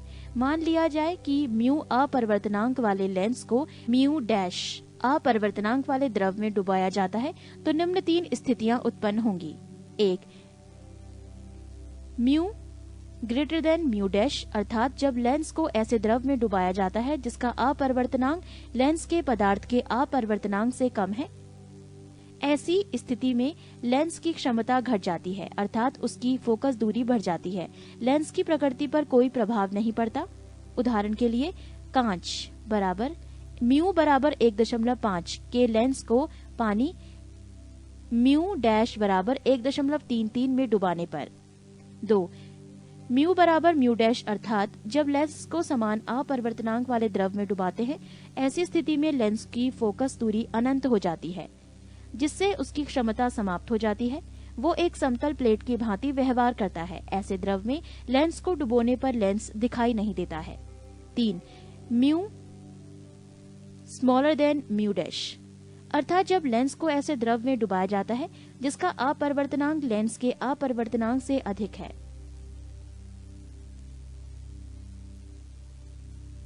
ऐसी स्थिति में फोकस दूरी बढ़ जाती है, जिससे उसकी क्षमता घट जाती है। इसके साथ साथ लेंस की प्रकृति भी बदल जाती है, अर्थात उत्तल लेंस अवतल लेंस की भांति और अवतल लेंस उत्तल लेंस की भांति व्यवहार करने लगता है। उदाहरण के लिए पानी के अंदर हवा का बुलबुला उत्तल लेंस के समान दिखाई देता है, परंतु व्यवहार अवतल लेंस के समान करता है।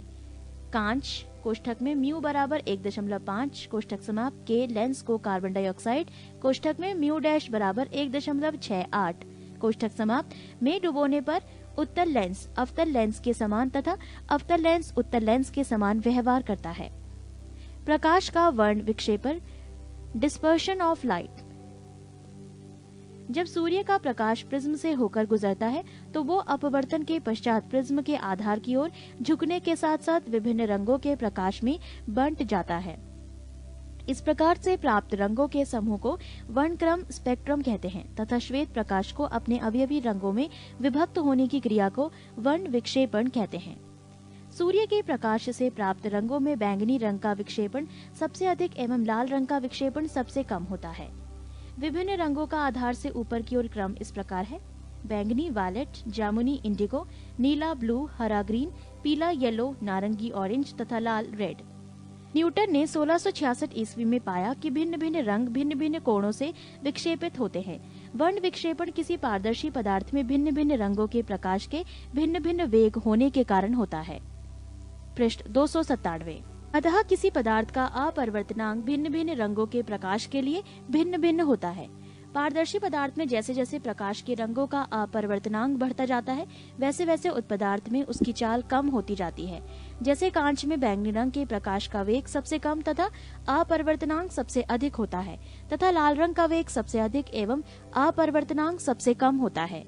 इंद्रधनुष रेनबो परावर्तन, पूर्ण आंतरिक परावर्तन तथा अपवर्तन द्वारा वर्ण विक्षेपण का सबसे अच्छा उदाहरण इंद्रधनुष है। इंद्रधनुष दो प्रकार के होते हैं: 1. प्राथमिक इंद्रधनुष प्राइमरी रेनबो, 2. द्वितीयक इंद्रधनुष सेकेंडरी रेनबो। प्राथमिक इंद्रधनुष जब वर्षा की बूंदों पर आपतित होने वाली सूर्य की किरणों का 2 बार अपवर्तन व 1 बार परावर्तन होता है तो प्राथमिक इंद्रधनुष का निर्माण होता है। प्राथमिक इंद्रधनुष में लाल रंग बाहर की ओर और बैंगनी रंग अंदर की ओर होता है। इसमें अंदर वाली बैंगनी किरण आंख पर 40 डिग्री 8 मीटर तथा बाहर वाली लाल किरण आंख पर 42 डिग्री 8 मीटर का कोण बनाती है। द्वितीयक इंद्रधनुष जब वर्षा की बूंदों पर आपातित होने वाली सूर्य किरणों का 2 बार अपवर्तन व 2 बार परावर्तन होता है, द्वितीयक इंद्रधनुष का निर्माण होता है। इसमें बाहर की ओर बैंगनी रंग एवं अंदर की ओर लाल रंग होता है। बाहर वाली बैंगनी किरणें आंख पर 54 डिग्री 52 मीटर का कोण तथा अंदर वाली लाल किरण 50 डिग्री 8 मीटर का कोण बनाती है। द्वितीयक इंद्रधनुष प्राथमिक इंद्रधनुष की अपेक्षा कुछ धुंधला दिखलाई पड़ता है। प्राथमिक, द्वितीयक तथा पूरक रंग primary, secondary and complementary colours. लाल, हरा एवं नीला रंग को प्राथमिक रंग कहते हैं। पीला, मैजेंटा एवं पीकॉक नीला को द्वितीयक रंग कहते हैं। ये दो प्राथमिक रंगों को मिलाने से प्राप्त होता है, जैसे लाल धन पीला मैजेंटा, हरा धन पीला पीकॉक नीला, लाल धन हरा पीला। जब दो रंग परस्पर मिलने से श्वेत प्रकाश उत्पन्न करते हैं तो उन्हें पूरक रंग कहते हैं। यानी लाल धन पीकॉक नीला धन बराबर सफेद, नीला धन पीला बराबर सफेद, हरा धन मैजेंटा बराबर सफेद, लाल धन हरा प्लस नीला सफेद। दैनिक जीवन में प्रयोग किए जाने वाले रंगों को मिलाने से इस प्रकार के रंग प्राप्त नहीं होते हैं, क्योंकि प्रयोग में लाए जाने वाले रंगों में अशुद्धियां होती हैं। रंगीन टेलीविजन में प्राथमिक रंग लाल, हरा एवं नीला का उपयोग किया जाता है। वस्तुओं के रंग वस्तु जिस रंग का दिखलाई पड़ता है वो वास्तव में उसी रंग को परावर्तित करती है, शेष सभी रंगों को अवशोषित कर लेती है। जो वस्तु सभी रंगों को परावर्तित कर देती है वो श्वेत दिखलाई पड़ती है, क्योंकि सभी रंगों का मिश्रित प्रभाव सफेद होता है। जो वस्तु सभी रंगों को अवशोषित कर लेती है और किसी भी रंग को परावर्तित नहीं करती है, वो काली दिखाई देती है। इसीलिए जब लाल गुलाब को हरा शीशा के माध्यम से देखा जाता है तो वो काला दिखलाई पड़ता है, क्योंकि उसे परावर्तित करने के लिए लाल रंग नहीं मिलता और हरे रंग को वो अवशोषित कर लेता है। पृष्ठ 298। विभिन्न वस्तुओं पर विभिन्न रंगों की किरणें डालने पर वो किस तरह को देखती हैं, इसे निम्नलिखित तालिका में देखा जा सकता है। वस्तु के नाम: सफेद कागज, सफेद किरणों में सफेद, लाल किरणों में लाल, हरी किरणों में हरा, पीली किरणों में पीला, नीली किरणों में नीला। लाल कागज: सफेद में लाल, लाल में लाल, हरी में हरा, पीली में काला, नीली में काला। हरा कागज: सफेद में हरा, लाल में काला, हरी में हरा, पीली में काला, नीली किरणों में काला। पीला कागज: सफेद में पीला, लाल में काला, हरी में काला, पीली में पीला, नीली में काला। नीला कागज: सफेद में नीला, लाल में काला, हरी में काला, पीली में काला, नीली में नीला। प्रकाश तरंगों का व्यतिकरण: इंटरफेरेंस ऑफ लाइट। प्रकाश तरंगों के व्यतिकरण का सिद्धांत प्रकाश के तरंग प्रकृति की पुष्टि करता है। थॉमस यंग ने सर्वप्रथम 1802 ईस्वी में प्रकाश के व्यतिकरण को प्रयोगात्मक रूप से दर्शाया। जब समान आवृत्ति व समान आयाम की दो प्रकाश तरंगे जो मूलतः एक ही प्रकाश स्रोत से किसी माध्यम में एक ही दिशा में गमन करती है, तो उनके अध्यारोपण के फलस्वरूप प्रकाश की तीव्रता में परिवर्तन हो जाता है। इस घटना को प्रकाश का व्यतिकरण कहते हैं। व्यतिकरण दो प्रकार के होते हैं: एक संपोषी व्यतिकरण कंस्ट्रक्टिव इंटरफेरेंस, दो विनाशी व्यतिकरण डिस्ट्रक्टिव इंटरफेरेंस। संपोषी व्यतिकरण: माध्यम के जिस बिंदु पर दोनों तरंगे समान कला में मिलती है, वहां प्रकाश की परिणामी तीव्रता अधिकतम होती है। इसे संपोषी व्यतिकरण कहते हैं। विनाशी व्यतिकरण: माध्यम के जिस बिंदु पर दोनों तरंगे विपरीत कला में मिलती है, वहां प्रकाश की तीव्रता न्यूनतम या शून्य होती है। इस प्रकार के व्यतिकरण को विनाशी व्यतिकरण कहते हैं। नोट: दो स्वतंत्र प्रकाश स्रोतों से निकली प्रकाश तरंगों में व्यतिकरण की घटना नहीं पाई जाती है। प्रकाश तरंगों का ध्रुवण: polarisation of waves of light. ध्रुवण प्रकाश संबंधी ऐसी घटना है जो अनुदैर्ध्य तरंग और अनुप्रस्थ तरंग में अंतर स्पष्ट करती है। अनुदैर्ध्य तरंग में ध्रुवण की घटना नहीं होती, जबकि अनुप्रस्थ तरंग में ध्रुवण की घटना होती है। यदि प्रकाश तरंग के कंपन प्रकाश संचरण की दिशा के लंबवत तल में एक ही दिशा में हो, प्रत्येक दिशा में सम्मिलित न हो, तो इस प्रकाश को समतल ध्रुवित प्रकाश कहते हैं। प्रकाश संबंधी ये घटना ध्रुवण कहलाती है। साधारण प्रकाश में विद्युत वेक्टर के कंपन प्रकाश संचरण की दिशा के लंबवत तल में प्रत्येक दिशा के समान रूप से अथवा समापित रूप से होते हैं। ऐसे प्रकाश में अध्रुवित प्रकाश अनपोलराइज्ड लाइट हो कहते हैं। प्रकाश स्रोतों जैसे विद्युत बल्ब, मोमबत्ती, ट्यूबलाइट आदि से उत्सर्जित प्रकाश अध्रुवित प्रकाश होते हैं। प्रकाश तरंगों का प्रकाशीय प्रभाव केवल विद्युत फैक्टरों विद्युत क्षेत्र के कारण होता है।